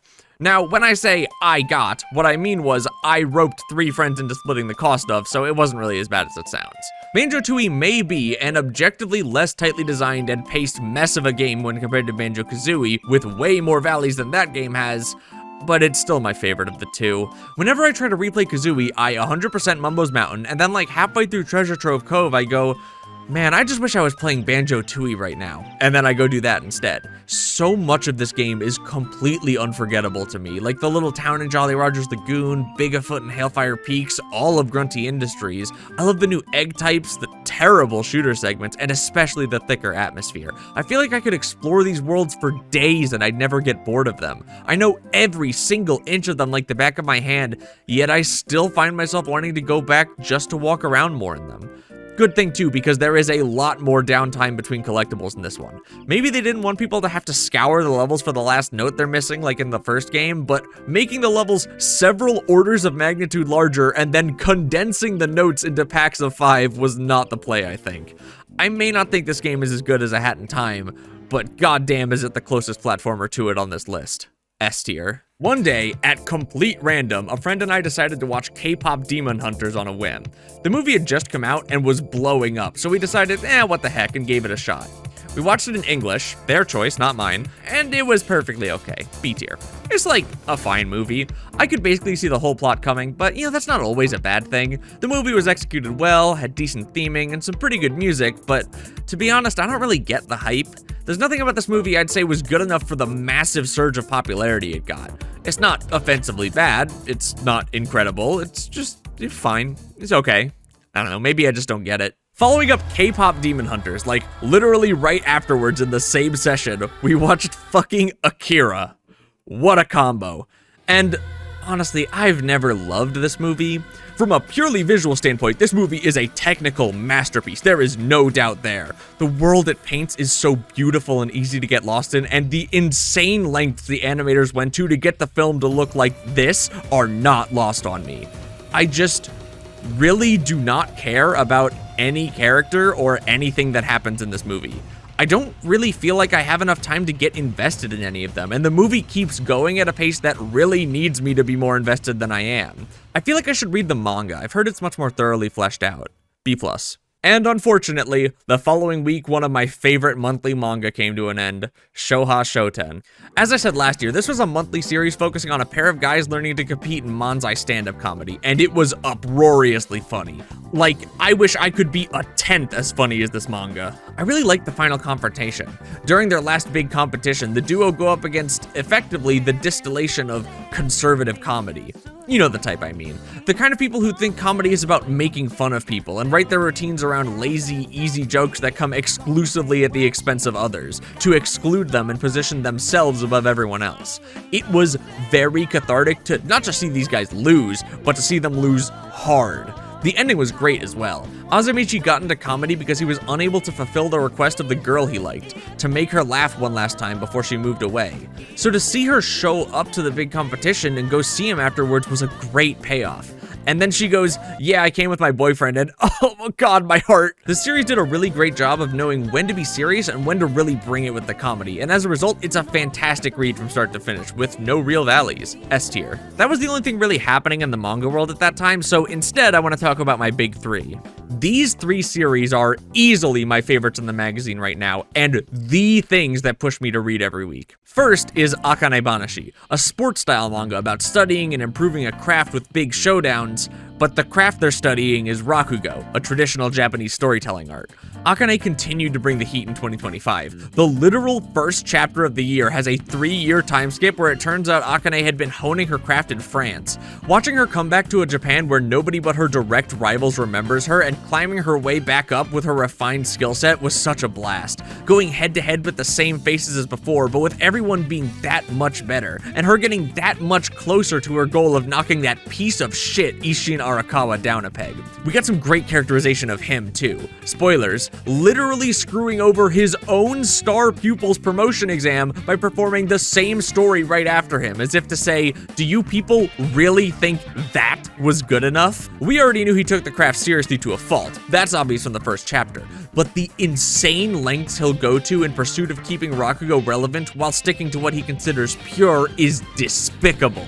He's such a great villain because you understand so well exactly why he's that way, but he takes it so far beyond what anyone could think is reasonable. I am waiting with bated breath for the day this man finally gets what's coming to him. Obviously, the series is S tier, and if you're at all interested, they've been uploading the official anime adaptation to YouTube to watch for free. You heard that right. The official anime is free to watch on YouTube. There's things I think it does a bit worse, but there's no denying how much value is added to the series through voice acting. They literally had the actors study and learn Rakugo from professionals to perform. It's peak. The second of my big 3 is Ultimate Exorcist Kiyoshi, a series focusing on Kiyoshi, who is the ultimate exorcist. It started in 2024, and I instantly fell in love with its unique art, insane comedy, and lovable cast. In 2025, basically all of those elements kicked into overdrive. The jokes were funnier, the characters more charming, and the art was actually about the same, but it was already really good, so who cares? The big arc from 2025 was the Black Parade, and while there's a ton of stuff I could, and want to, talk about, I want to focus specifically on the villain of the arc, Astaroth. If Isshin Arakawa feels like a classical literature villain, well thought out with understandable motivations taken to the extreme, Astaroth feels like a classical Disney villain. This man is full on in love with Kiyoshi simply because he can put up a fight against him. And I do mean in love. Like, he's looking for dates and everything. He's just here to be evil and have a great time doing it, and you know what? Sometimes that's all a villain has to be. I was actually worried the series was gonna end after this arc, given Asta was the great demon lord and we were going to do away with him this early, but I guess he was one of 3 great demon lords, so there's still places to go. Speaking of, my only complaint with this manga in 2024 was its world. For a cast and for art so brimming with life and originality, it really felt like the world just being Place Japan wasn't doing the series justice. Thankfully, after the Black Parade, we got a chance to address this as Kiyoshi heads into the demon realm for a rescue mission. I was really excited to see what they could design for the world of demons, and it still just looks like Place Japan! How did you fumble this twice? Despite that little hiccup, Kiyoshi is still a great series that I can't wait to read every week. Unfortunately, the series sells really poorly, and I don't really get why, but more to the point, I hope they don't axe the series as a result of that. It's far enough along that I probably don't have to worry about that, but I still do. I'd hate to see one of my S-tier goats get cut short. And then the final of my big 3, Ichi the Witch. In a world where only women can use magic, Ichi was abandoned on a mountain as a child, left with only a knife to end his own suffering. Instead, he grows into a hunter with a deep respect for life, trading his kills for goods in the nearby village. When he stumbles across a powerful witch facing off against the king magic, one of the most powerful in existence, he can't help but want to hunt it, and ends up acquiring it to become the first male witch. When I first saw this premise, man, did I not like it. Like, oh my god, you made a world where just about all of the important and powerful people are women and still found the exact one way to have a man be the main character. As the series kept going though, I found it impossible to hate. The fact that each magic has a unique trial to acquire them and that acquiring magics is the main goal means that not every engagement has to boil down to combat, and the ones that do always have some unique twist to them. The real strength of this manga though is the emotional core. The fights aside, the series constantly hits you with gut punches that are ridiculously well earned. So well earned, in fact, that I literally can't talk about any of them here. Not because of spoilers, but because it would just take too long to explain the setup. It's a little surprised that I love it so much, honestly, given that the central theme of the series is found family, and that's always heartwarming in any context. Somehow, though, despite all of that, this is the only one of my big three that isn't actually an S tier. Because the shit is fucking peak, baby. So back in 2024, one of my friends gifted a few people in our circle Rabbit and Steel with the intention that we'd all play it together. And then we didn't play it until August of 2025. And we only played it once. We enjoyed it though. If you haven't seen this game before, the lore is... Well, actually, I don't really know what the lore is, but the gameplay is basically like the fun parts of Final Fantasy XIV, except that's it. That's the whole game. If you like reading boss patterns and juking them out while finding time to weave in your combos, you'll love this game. I do kind of want to play more at some point, but we haven't gotten around to it yet. B tier. The next week, just as a one-off, I brought back Short Game Saturday to play another game exchange game from Leah, Signalis. It was my first survival horror game, and I kinda loved it. I don't really have much to say about the gameplay. I didn't play on the hardest difficulty, so maybe I didn't really experience it, but the descent into madness this game paints is beautiful. It's the kind of game where when I beat it, my main thought was, man, I gotta go watch a lore video or something so I can understand what the fuck was happening in that game. I got the general gist, I think, but like, the why and how evade me, and that's probably how it's supposed to be. It strikes me as the kind of game you're supposed to keep thinking about and picking apart, psychoanalyzing the characters and how much of what happens even actually happens, and good God, does it do that well. It's so open-ended that I could sit here and talk about it forever, but instead I'm just gonna give it the S tier and move on. This is unfortunately the last of the game exchanges, because Leah played the game I gave her for about 2 hours and decided to throw the whole concept out. The game? Chrono Trigger. She's an RPG fan, and she dropped Chrono Trigger. I am never letting her live that down. 2 days later, I realized that Taco P's Original Sin was getting an anime adaptation, and I figured that it was the kind of thing that Winter would want to watch, so I decided to watch it with them. This is a cute little show about a little pink alien named Taco P from the planet Happy Happy. He gets sent out into the universe to spread love and happiness, and the first person he runs into is a little girl who's being horrifically, realistically bullied.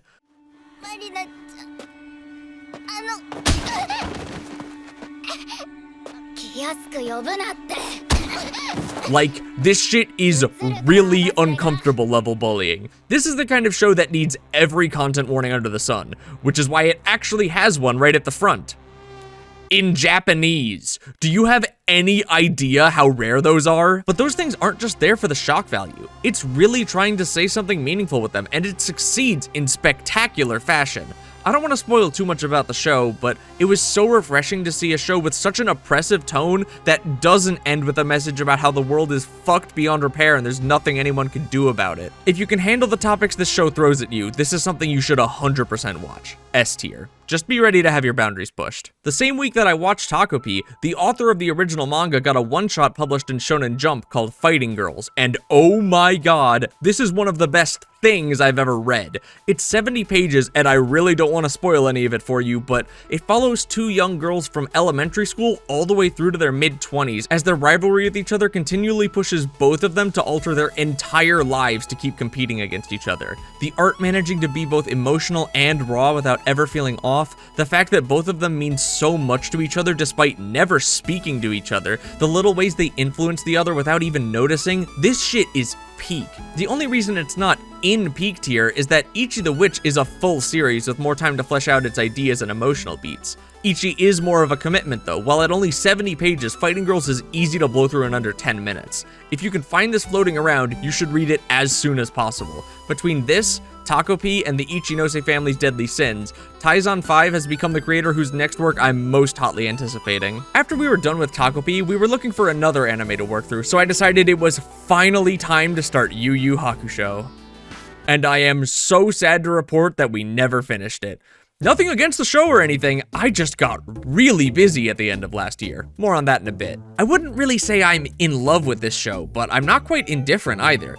It's got such a great opening episode. I know it's basically just It's a Wonderful Life, but Yusuke not caring about the fact that he's dead only to be shown how much everyone else really valued him is just God, what a way to open a series.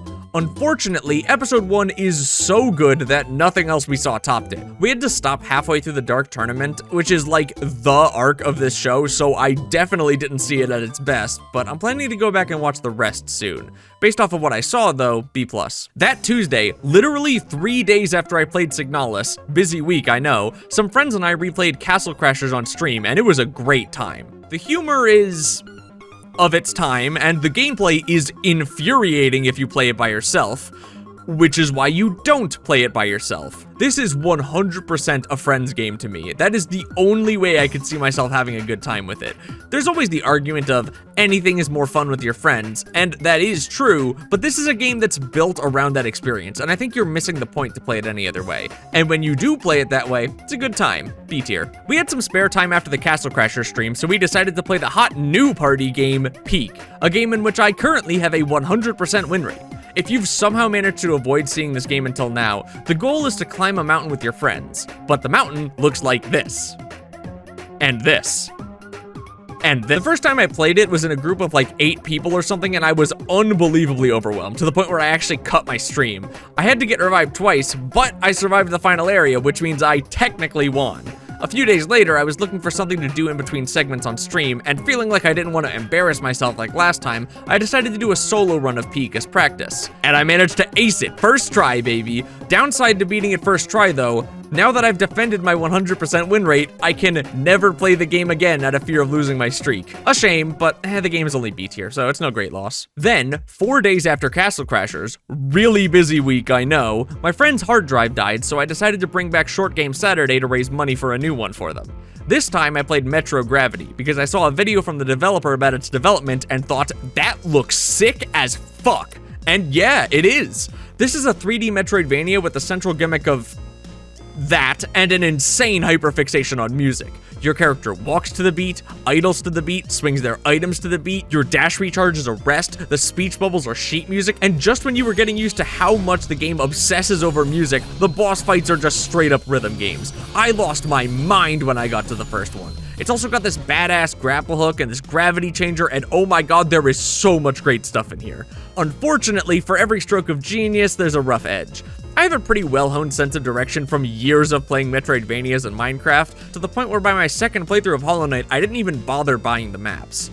In this game though, I constantly felt myself getting turned around. Part of that is due to the gravity gimmick, and it is cool to realize that you have actually been here, you just didn't recognize it because of the perspective. But, you see that?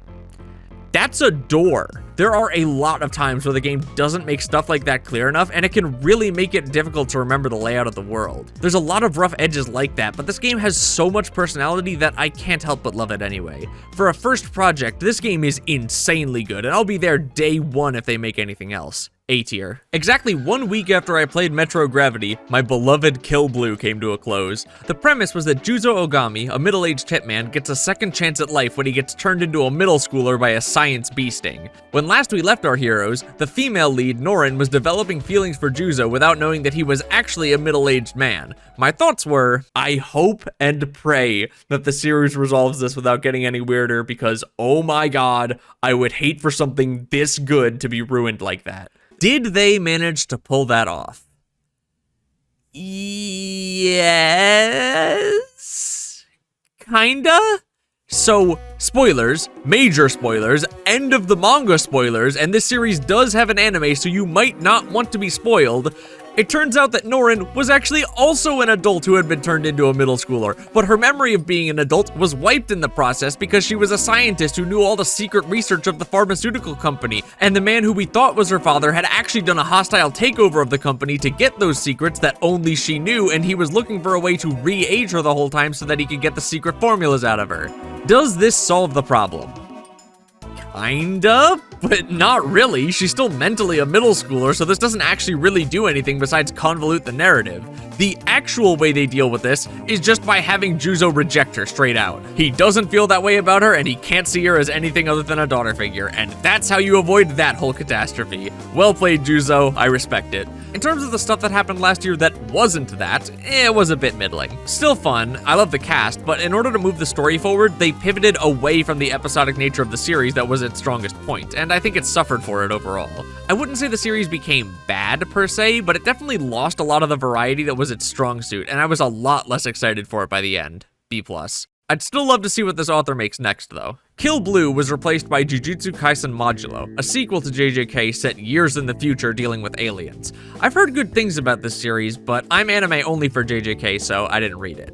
Ruri Dragon is still running though, and it's a great time. I think the series lost a bit of its more naturalistic dialogue last year, which was its greatest strength, but the bigger issue for me was really all the breaks in serialization. There were a lot of gaps in this manga last year, and I really just hope the mangaka is okay. The series was still great while it was running though, enough so that it got an anime announced with Kyoto Animation at the helm. If you like slice of life, definitely check this one out. There's no release date yet for the anime, so you might as well read the manga while you're waiting. A tier. Hima 10 also continued through last year, and it's still fine and still not for me. I will give the manga credit though for having the main guy will they won't they with 3 girls at the same time while somehow managing to not have it be that frustrating.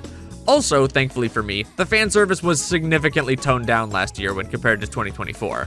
It's still there, but there's a lot less of it, which is great because it always feels weird. My favorite part of last year, though, was the actual plot progression. I'm not gonna tell you guys who it was because of spoilers, but one of the girls actually shot her shot and got rejected. Man, was that nice to see, especially after so much waffling from every member of the cast. I think really this just isn't my kind of romance. I much prefer rom-coms like You and I Are Polar Opposites. If you haven't seen that one, by the way, there was an anime adaptation earlier this year and you should 100% check it out. It's peak. Hima 10 though is just a B tier. It's got great art and a fun cast, but this kind of 3-way ultra slow burn romance is something I don't think I'll ever really have more than a passing interest in. Uh-oh, breaking update. Just last week as of recording, Hima 10 actually ended. We got the definitive conclusion and a girl was picked. Spoilers for the ending of the manga, skip now to avoid. So, in the end, Tenichi decided to go with the childhood friend girl, who he had a crush on at the start of the series. Despite falling for him, Himari did not manage to win his heart in return. I actually kinda liked the ending. It really captured the spirit of some relationships I actually have, where even though things didn't work out, you can still be best friends.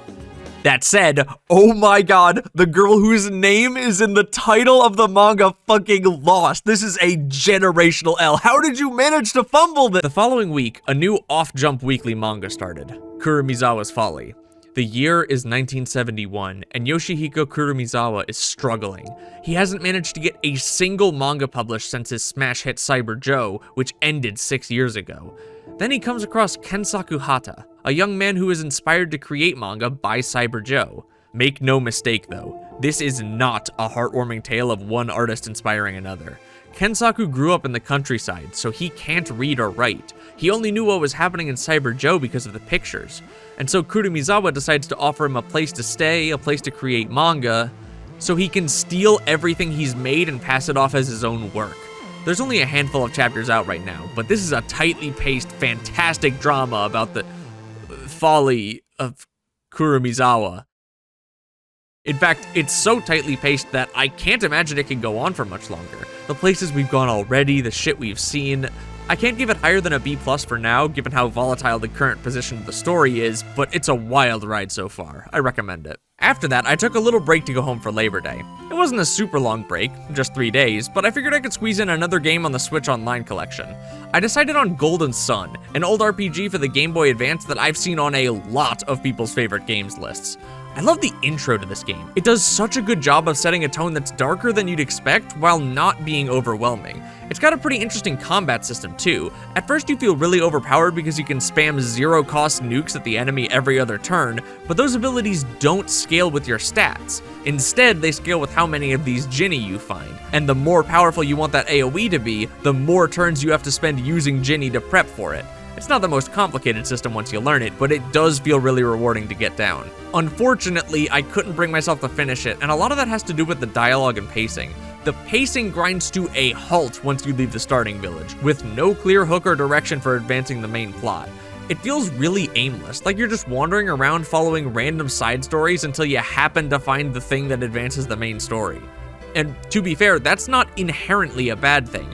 I do like aimlessly wandering sometimes. I don't even think I'd mind it if the dialogue wasn't so stiff. This is a Game Boy Advance RPG, released in a time where video game translations were still pretty sloppy, and you can kinda tell. It's not like you can't parse what the characters are saying, everything just feels a little bit off. It's subtle, but it affects my ability to believe in the characters as people, and it's constantly everywhere. Maybe I'll come back and give it another go sometime, but for now I'm giving it a C tier. And then it was finally time. The game of last year. Finally, after years of memes, I had Silksong in my hands. It is all at once everything and nothing like what I expected. It's both better and worse than the original in really interesting, really frustrating ways. The world it paints is dark and gorgeous and brilliant. The townsfolk are charming and morbid and curious. The gameplay is genius and fun and infuriating. It's a game of contradictions and by far the most conflicted I've ever been on something after finishing it. The central problem with Silksong, and the reason why discussing it is so divisive, is that it doesn't have a central problem. It has a million small problems that, on their own, I wouldn't even bother to bring up, but really drag the game down collectively. So when I tell people I'd put Silksong in A tier instead of S tier, and they inevitably ask why, basically no matter what I say, they can respond with, "Isn't that a nitpick though?"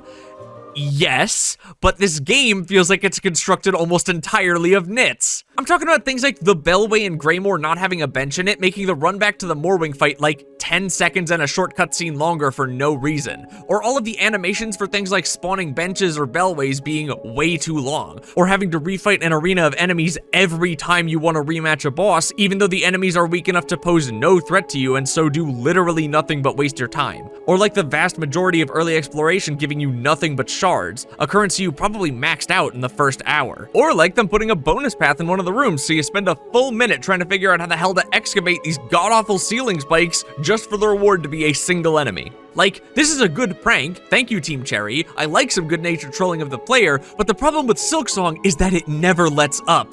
Also, some of those jabs feel more like pushing you down a flight of stairs than placing your balls in a hydraulic press. I don't really have that big an issue with any individual one of these jabs. The game is just way too dense with them to the point where it feels like it's furious with you for even attempting to play it. The thing that makes all of this so frustrating is how good the rest of the game is. When Silksong is at its best, it's one of the best games I've ever played. Lace is one of my favorite bosses ever due to how dynamic and fast she is while still being readable. Team Cherry has perfected their dance-like dodge and weave gameplay where you constantly look for tiny openings to get hits in while evading attacks. And so many of the fights in this game are tightly designed to the point of perfection, but the game also feels compromised and it's missing basic quality of life stuff that you see in even their previous work. It's incredible and it's awful and I can't give it higher than an A tier. And I don't want to hear any bitching about get good in the comments. I beat this game and got the true ending before the week 2 nerf patch, and that means my opinion is objectively better than yours. Fuck you. The week before Silksong came out, I saw a cute little game called Little Witch in the Woods announce that they were pushing back their release date to not align with Silksong, along with this cute little poster.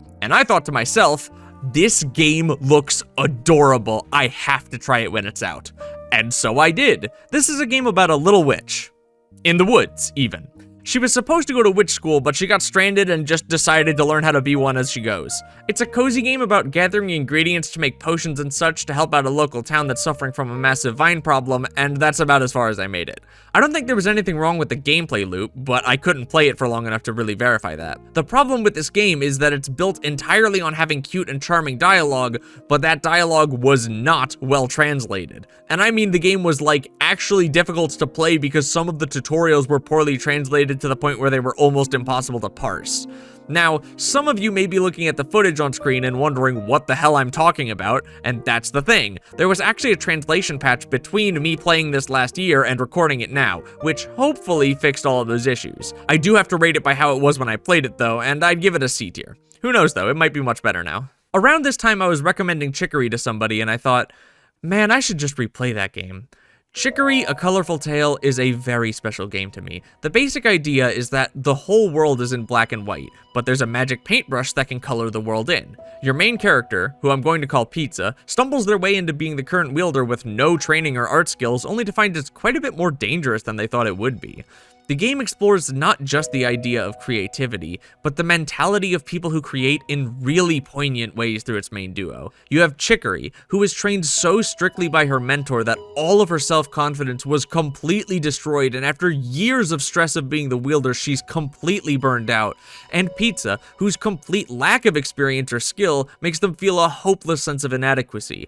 It's really interesting how both of them are dealing with imposter syndrome, but their backgrounds are so different that they end up experiencing it in completely unique ways. Something I really love is how the game treats the stress of being the wielder with the weight it deserves. Many of the previous wielders aren't dead. You can just find them around the world and go talk to them about their experiences, and they all have the same thing in common. They cannot go back. When the evil trees that the wielder needs to fight show up and somebody with no idea what to do has to go up against them, not a single one of them steps up to take your place, because none of them can do it again. Being the sole person responsible for the color of the entire world is a lot of responsibility and a lot of stress, and nobody is willing to put themselves through it again. This is all barely even scratching the surface of this game. It says so many great things about art and the people who make it. I felt like both of the main duo at various points, but so many of the side characters explore interesting themes as well. If you create any kind of art, you need to play this game. It starts slow, but if you can push through that, I promise it'll say a lot of things you need to hear. S tier. After Chicory, with the last bit of free time I had left before all hell set in, I decided to play some Stardew Valley. I've played this game before, and there is something you guys need to understand about me and Stardew. This is not a cozy game. This is an optimization game. I wake up every single day with a plan and execute it as efficiently as possible. If I have not finished the community center by the end of year 1, I am a failure, okay? I picked the basic bitch farm, and do you know why? You see all these other people streaming the game and they decorate their house, they set up all these paths, make these nice little bundles of crops. Meanwhile, my farm looks like this. Sorry, it looks like this. Sorry, I mean it looks like this. I am not playing this game to fuck around, okay? I am here to see number go up. I think the strength of Stardew Valley is in the fact that it allows for so much diversity in the way you play it. If you want to relax and take the game at your own pace, that's great. There's nothing really punishing you for that. But if you're like me and you like to see number go up, oh baby, can number go up. Usually when I play Stardew, I get burned out after my initial goal of filling the community center is done, but this time I had my sights set higher. This time I was going for perfection, shipping every crop, crafting every item, cooking every meal, everything. This is a task so gargantuan that the speed run is 14 hours long. It's a task so insane that I didn't finish it until January of this year, but it was all worth it to see what was waiting for me at the top of the mountain. As for Stardew, I love this game. I can't think of anything better than it at what it's trying to do, and there's really no arguing that it belongs in the S tier. And finally, we arrive at my second hell. At the start of 2025, after doing really well with studying Japanese the year prior, I thought, I want to sign up for the N3 level of the Japanese language proficiency test. So I'm gonna study kanji and vocab until around August to learn the 2,000 necessary words, and then learn grammar for the few months until the test. I did a pretty good job of keeping up until around April, and then, I don't know, I just fell out of the habit. So August rolled around and I figured, alright, if I haul ass, I can probably manage to pass the next level down, the N4 instead. Not really what I wanted, but I mean, I guess I can live with it. And then I went and signed up for the N3 anyway. And signing up for this test is not just a funny, haha, I might as well thing, it costs $100 to register. So why the fuck would I do this? Put simply, I wanted to force myself to study. $100 isn't gonna get me kicked out of my apartment or anything, but it's $100. I don't exactly want to throw it away. So here's the plan. I learn 20 words per day, every day, for the next 3 months, do grammar with the remaining time until the test, and hopefully get the bare minimum passing score of about a 95 out of 180. And then, by the end of September, a month and a half later, I had barely learned 250 words. So, new plan, 50 words per day, every day until the test. And keep in mind, I have to review the previous words every morning and relearn any that I forgot, so this is quickly gonna spiral out of control. To aid in that, step 2 of the plan, blocking YouTube and Twitch from my browser, uninstalling them from my phone, and not allowing myself to play any games until the test. I nearly drove myself insane doing this. I had to study during work hours just to try to keep up. I need to run some code? That's like 20 words I can review. I did basically nothing but study Japanese for 2.5 months, and it's one of my favorite decisions of all time. Not because it was fun, oh god, I never want to do that again. I love it because I proved that I could do it. I have a very difficult time convincing myself to work on things I consider productive. I mean, just look at my upload schedule. It's so much easier to just play a game or watch some YouTube or literally do nothing and daydream about making art than it is to actually fucking make it. and that's why I'm so glad I did this. It was awful. Genuinely, truly awful. But I also love that I was able to do it at all. S tier. As for the test, I didn't even come close. I only ended up getting a 60. Turns out it's not really something you can cram for like that. The one and only source of entertainment I allowed myself when I couldn't handle the tedium of studying anymore was reading manga. It got bad enough that I picked up a new long-running series, World Trigger, and boy do I have mixed thoughts on this one. Let's start positive. The premise is that Earth is being periodically invaded by interdimensional aliens, so humanity is using alien tech to fight them off through the agency known as Border. Not super unique, but where the series shines is in how it handles those fights. It's very boots on the ground. There's no big flashy anime power-ups, no transformations, nothing like that. The strength of the show is in setting up, here's what all the weapons can do, here's all the subtools, jobs, limitations, each character's strengths and weaknesses, and then it breaks the characters into three-man squads and lets them have at each other. The combat feels as complex and thought out as the most intricate tactical shooter, and the differences in style and weapon choices between squads have as much variety as you'd expect from a MOBA. This also helps the series juggle its insane cast size relatively well. It's rare for characters to be introduced as one-offs and then disappear. You always manage to keep tabs on how everyone is doing, which is crazy for a cast of this size.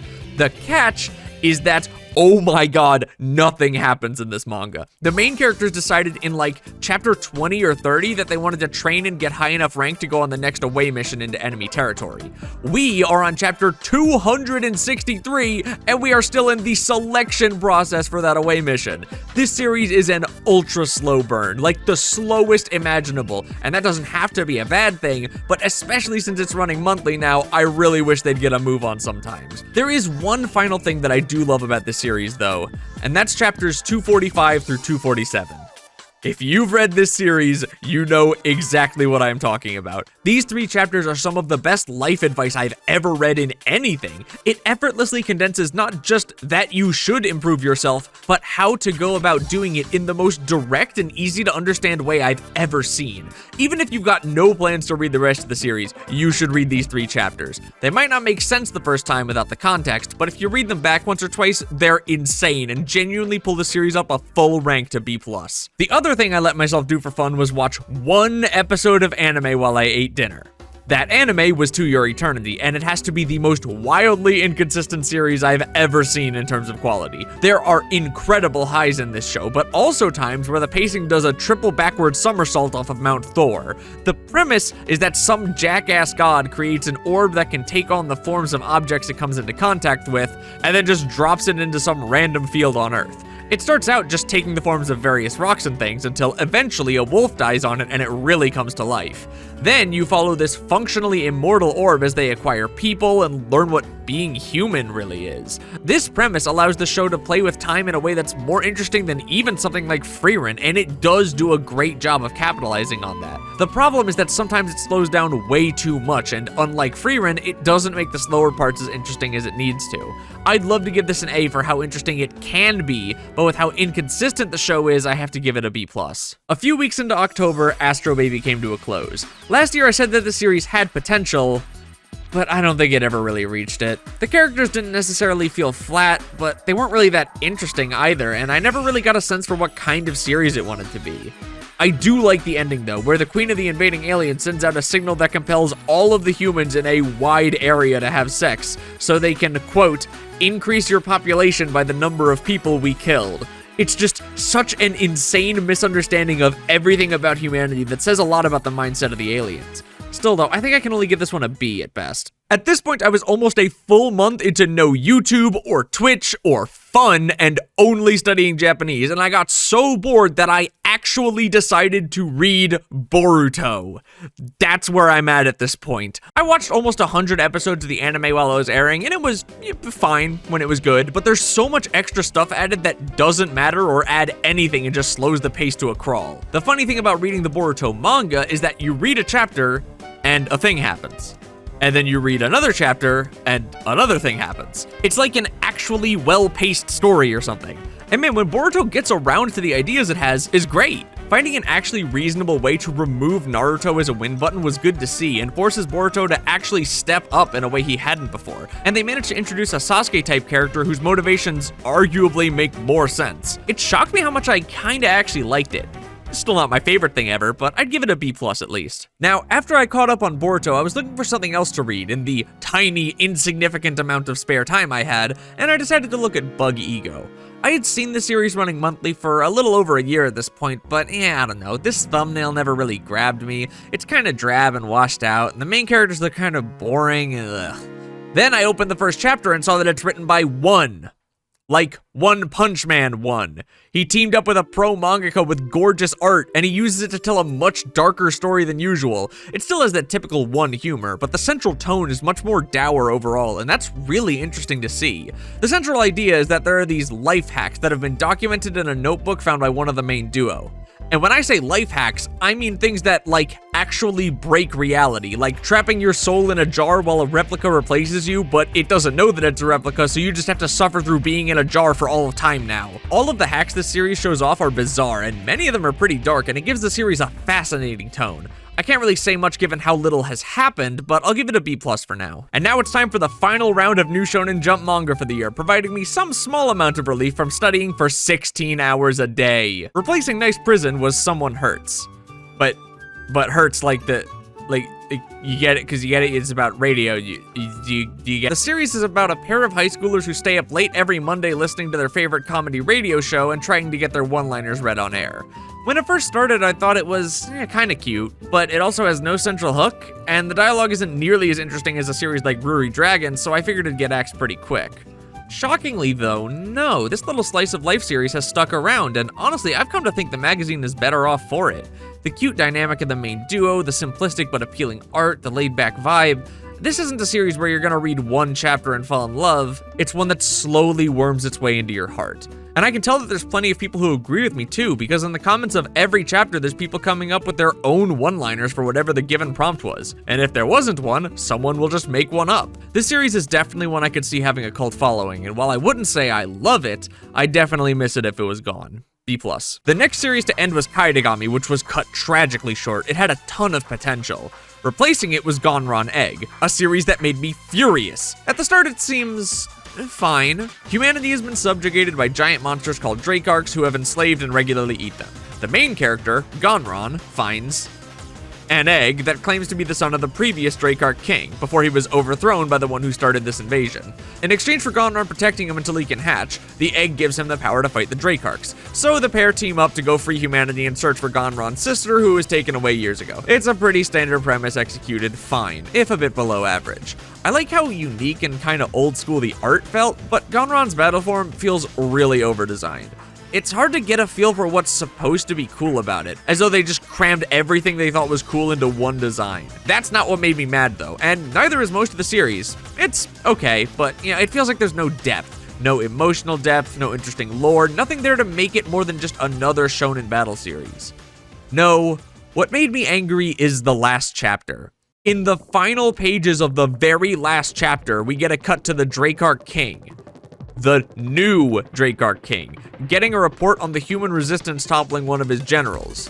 And the report is coming from Gonron's sister? And she has her own Dracarch egg, and it seems like it cares for her? And the new king seems not just to be loved by the humans, but genuinely care for them? Claiming he's fighting so that humans and Dracarchs can live in peace once the evildoers in the realm of man are gone? This is what made me so mad, because where the fuck was any of this depth and complexity while the manga was actually running? This had to have been the plan all along, and the author was just throwing in all the ideas they wouldn't be able to get to, and I can almost guarantee that this series wouldn't have gotten the axe, at least not this soon, if any of this had been shown earlier. I want to read the rest of this story now, and it will literally never exist. Fuck. Take your seat here and get out. The next series to get the axe was Ekiden Bros, which was replaced by The Mage Next Door. The premise is that there's a world of mages in addition to the world of humans. Very rarely, after a ton of training, a mage will be filled with magic, enough so that they can make a new spell for themselves. Mages live a very long time, and usually this happens only once or twice in their entire lives. The main character has created countless magic spells like this, but since he's lazy, they're all things like magic that heals muscle soreness, or magic that increases the power of water guns. This is how you write an OP main character. You never know what wacky spell he's gonna pull out next, like using magic that makes sure you get to your destination on time to effectively warp. This also led to one of my favorite manga lines of all time. My poison magic was no match for his magic that creates an air purifier. I can kinda see why it didn't catch on. None of the characters were super deep, and while the emotional beats didn't necessarily fall flat, they weren't incredible either. Still though, I think it was a great read while it lasted, and so I'll give it a B+. And rounding us out, Ping Pong Peril came to a close and was replaced by Hero Girl and Demon Lord Call It Quits. Basically, the family of heroes has been at war with the Demon Lord for centuries, until one day the Demon Lord goes, "Yeah, I'm not really feeling all this ending the world stuff anymore. Can I freeload at your place?" And then the series is just a slice of life about the hero girl and the demon lord trying to live normal lives. There's nothing about the series I'd say was bad. In fact, it was pretty comfy, but as a slice of life, it's just hopelessly outclassed by Someone Hurts. One of my favorite parts of that series is that most of the gags aren't super out there. The main girl is making stupid puns, and her friend is playing the straight man. In contrast, this series has the more typical wacky, whoa, wouldn't it be insane if this character did this? Type humor, and I think it comes off worse for it. It's not really a shock to me why one survived and the other didn't, especially with Someone Hurts having some romance undertones to fall back on, and a premise that allows the characters to get out and do basically anything in the pursuit of one-liners. I think Hero Girl was fun while it lasted, but I can't say I'm sad it's gone. B tier. And finally, the last serialized series on the list, Chainsaw Man. Now, nobody wants to hear me talk about what actually happened in Chainsaw Man in 2025. The only thing people care about right now is the ending, and yeah, it sure was one. I'm gonna try to avoid spoilers here. Last year I said, I don't really get what Fujimoto is going for with part 2, and that feeling never really went away. It was fun, and he really kept me on my toes not knowing how it was gonna play out, but there's this overwhelming feeling of just not really getting it. The second to last chapter had a big twist, and I was like, oh man, how are they ever gonna find their ways out of this one? Only for the next chapter to go, no, actually, that's just the end. Bye. It's the kind of ending where it really just feels like Fujimoto got tired of writing the series and wanted to end it as quickly as possible and move on. But it's also the kind of ending where I could 100% see someone coming out in a year or two and saying, no, you guys are all idiots, this ending is genius. I personally don't really care either way. Chainsaw Man was never really the main draw for me with Fujimoto. I've always felt like his self-contained one-shots were much better. Now, speaking of, the very last thing I did before I headed back home for both Thanksgiving and the JLPT was convince a friend to watch Look Back for their media night, and yeah, it's perfect. Both the movie and the original one-shot are gorgeous, with each doing some things better than the other. There isn't really anything I can say about this without spoiling it, but it is definitely something you want to experience. As is Goodbye Eri, which I reread right after. I, again, don't really want to spoil what happens, but one of the more meta aspects of this one is that the entire thing is framed like a found footage movie. I mean, that's obvious from the word go, but one of my favorite things to try and piece together is how much of it is real and really showcases the life of the main character. I can't talk specifics, obviously, because spoilers, but it's so fun to try and parse where reality begins and ends, how much of the in-universe movie actually happens in-universe. These two one-shots are about 200 pages each and would not take you more than an hour to read total. They are two of the best works of fiction I've ever read, and the only reason each of which is in peak tier above them is that tier is for stuff I experienced for the first time last year. If you don't read these after this video, I'm revoking your license to be parasocial towards me. Wait, why do you have a— okay, technically I lied. I played The Farmer Was Replaced a few weeks before rereading Look Back and Goodbye Eri. I technically lied so I could keep all the manga together. Sue me. Everybody gets one. This game is a Python tutorial disguised as a farming sim. And I do mean that literally. You just code a drone and it flies around, and every single crop is an actual computer science problem that you'll learn in school while getting a degree. It genuinely does function well as a tutorial too. The only problem being, I code for a living and I don't want to do it at home. I do it because it makes me money, not because I find it fun. C tier. Okay, technically I lied again. I actually also played some Kirby Air Riders before rereading Look Back and Goodbye Eri. I technically lied so I could keep all the manga together. Sue me. Everybody gets 2. Kirby Air Ride is my favorite racing game of all time because it's not really a racing game. The city trial mode is so unique and unlike anything else, and I played the shit out of it with my brother as a kid. I memorized all the legendary vehicle piece spawn locations, knew optimal routes for farming pickups, the best vehicles. I had this shit down to a science. I may not be as good as the people who play this game competitively online, but I'm the best casual player you'll ever find. Kirby Air Riders takes everything that worked about the original and amps it up. The map feels about the same size, but with way more players, the action feels even more intense. You got more cars, more areas, more characters, more maps, more challenges, more power-ups. It's just Air Ride, but more. And you can play it online now, too. I actually still like the original a little more, but that is 100% nostalgia talking.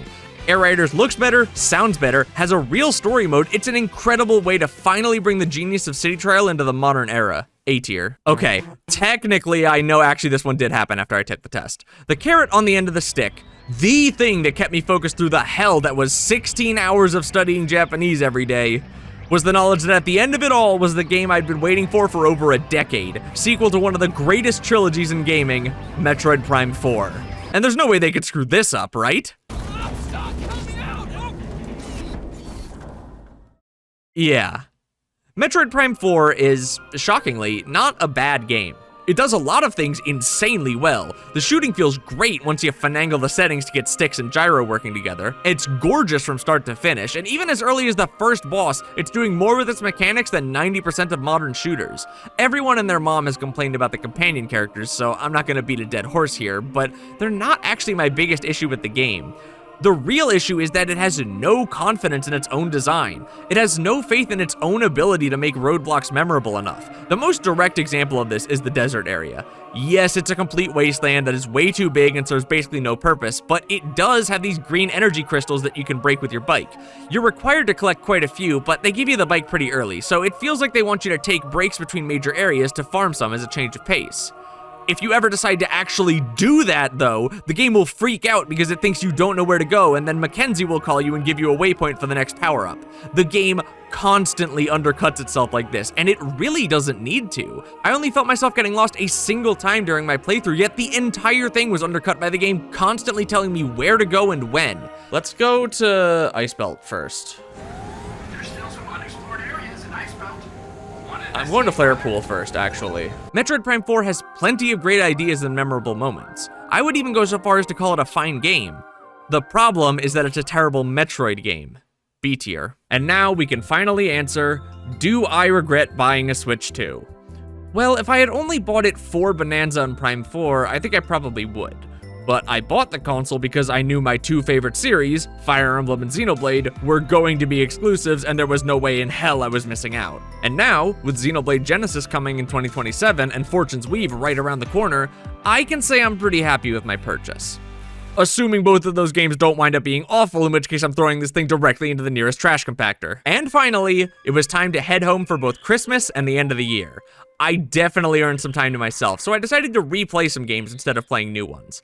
The first game I replayed was a game that needs no introduction, Super fucking Metroid. I actually kinda hated it the first time I played it. There are definitely some design decisions that baffle me in this game. Like, the X-ray scope lets you see through fake walls and checks for breakable ones. Having some optional upgrades be hidden behind blocks it doesn't work on is something I don't like, but I do get it. Having there be a progression critical wall that isn't revealed by the scope and that you just have to know you can walk through is stupid. I also felt like some of the controls, the space jump especially, felt really clunky, and overall I walked away from the game rather disappointed.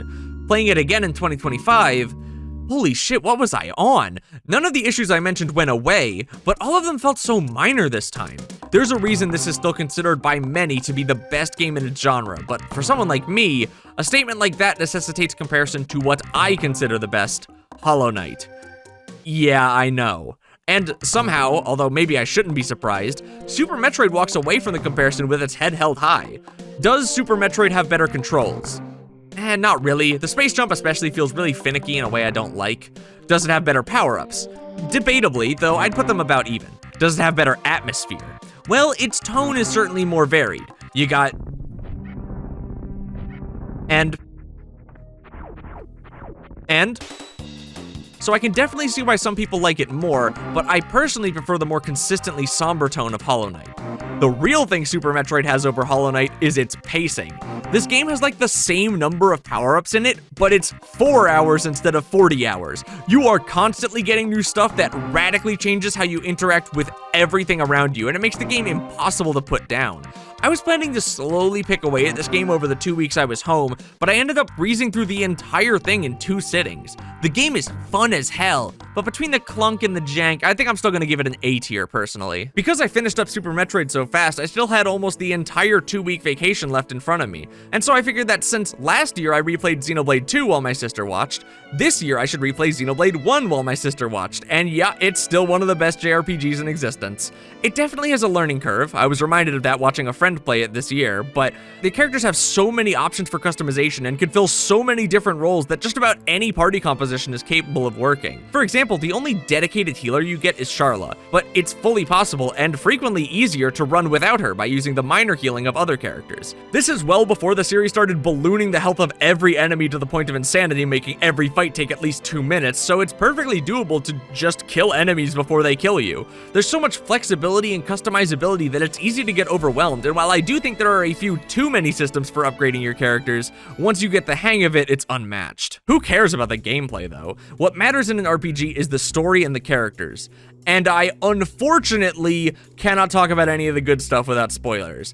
I do want to take a minute though to talk about the opening and Shulk. Spoilers for the first few hours of Xenoblade 1, and minor spoilers for some story direction later. So the first Xenoblade game I played was 2, which I liked okay enough. I wasn't actually a big fan of it at first, but I found the gameplay really fun by the end, so I decided to pick up Xenoblade Chronicles Definitive Edition, and the opening completely blew me away. In 2, the titans that people live on are dying off, so Rex wants to find Elysium so nobody has to worry about land anymore. It makes sense as a motivation, but it also feels kind of bland and impersonal. Xenoblade 1, on the other hand, opens with big fuck-off robots invading Shulk's colony, eating people, and one of them impaling his girlfriend with its 5 sword fingers. I'll kill you! So it's a bit of a stronger start. It's such a great motivator that you instantly just get as the player, and it makes Shulk feel way more human. A lot of Shulk's language makes you stop and go, whoa buddy, are you sure? And then you remember and go, actually, you know what? Fair enough, King. And that also makes it that much stronger when, as the plot progresses, Shulk starts wanting to know more about the robots and starts putting the revenge mission aside because, yeah, this did hurt. And the fact that Shulk is willing to put even something like this aside to end the conflict peacefully speaks to his growth as a person. The only reason this game isn't my favorite in the series is its world. It's not bland or uninteresting. The game taking place on the backs of dueling titans is incredibly inspired, but none of the settlements have any really interesting history with each other. Colonies 6 and 9 had some trade set up, I guess, and there's some interactions between Alchemoth and Frontier Village, but by and large, there's nothing of any particular note. I get that that's on purpose, since you do go out and build those connections yourself through the Colony 6 side quest, but when compared to the Xenoblade 2, which has an entire geopolitical landscape to follow if you're interested, it feels a little bit lacking. My other complaint would be the side quests. Many of them are really interesting and follow unique and fun side stories, but a lot of them are also completely worthless fetch or kill quests with no interesting story or gameplay function, and there's no way to tell what's what before picking them up or filter out the worthless ones. Also, while some of Xenoblade 2's quests can be annoying or a bit too long, 1 has the opposite problem where things that really should be one quest are instead entire quest lines. Let's take, for example, the quest to get into the Giant's Tomb. For this quest, you need to get the quest to find a tablet, go find that tablet, talk to the quest giver to end that quest, then talk to her again to get the new one. Then you go find the entrance to the tomb, then you go back to the quest giver and talk to her to end that quest, then talk to her again to get the new one. Then you go in the tomb and fight this guy. Then you have to go all the way back to the quest giver again to end that quest, then talk to her again to let you move this coffin, and then you can get the reward. This should have been, at most, 2 quests, and there's little shit like that all over the place in this game. I still think, though, that these are minor issues in face of what the game gets right. It's insanely fun with a ridiculously well thought out and foreshadowed narrative that gives me goosebumps every time I play it. I'd be a clown to give this game anything less than an S tier. And finally, the very last thing I did last year was watch Stranger Things Season 5 with my sister. What a ride this show was. There's definitely weaker seasons, but I don't think there's a single season I'd say was bad. Season 5 is the definitive conclusion to the series, and if you know anything about Season 5, you'd probably remember Netflix's servers crashing due to millions of people logging in expecting a secret true final episode where it turns out the actual finale was a dream, to which I say, What the fuck are you people on about? The ending was fine. Pretty good even, like a 7 out of 10 as far as endings go. It doesn't do everything I wanted, but it did do some stuff I didn't expect, and it ties up everything it needed to in a satisfying way. Genuinely, I have no idea what people were expecting if this wasn't enough for them. As a capstone to a great series, Stranger Things Season 5 gets an A tier. And here we are again. I know this video is something nobody asked for and even fewer people wanted, but I think I had to do it for me. I really did want to make more videos last year, but right when I was starting on something, there was the whole JLPT thing, and yeah. I had an entirely different idea for something I wanted to make at the start of this year, but after 2 months of writing and research, the entire thing ended up falling through. I needed a project to give me more solid grounding again, and this was that project. That said, this format, the ranking everything format, I don't think I'll do it again, at least not exactly like this. One of the things I really pride myself on is that all my videos have wildly different feels. I try to structure and edit my videos in a completely unique way every single time based on the topic. So doing the same thing a second time, it's not like I was bored or didn't enjoy making it, but I definitely felt like, yeah, I've done this before, a lot. Now, if you're more a fan of my bigger budget video essay content, rest easy. For a long time, I really didn't know what I wanted to make. I knew I wanted to make something, but I didn't have that one burning idea I really wanted to talk about. Now, I have several, and I know exactly which one is taking priority. It's one that I care a lot about though, so no promises on the release date. It'll be out when it's ready. Take care of yourselves, and hopefully I'll see you guys again soon.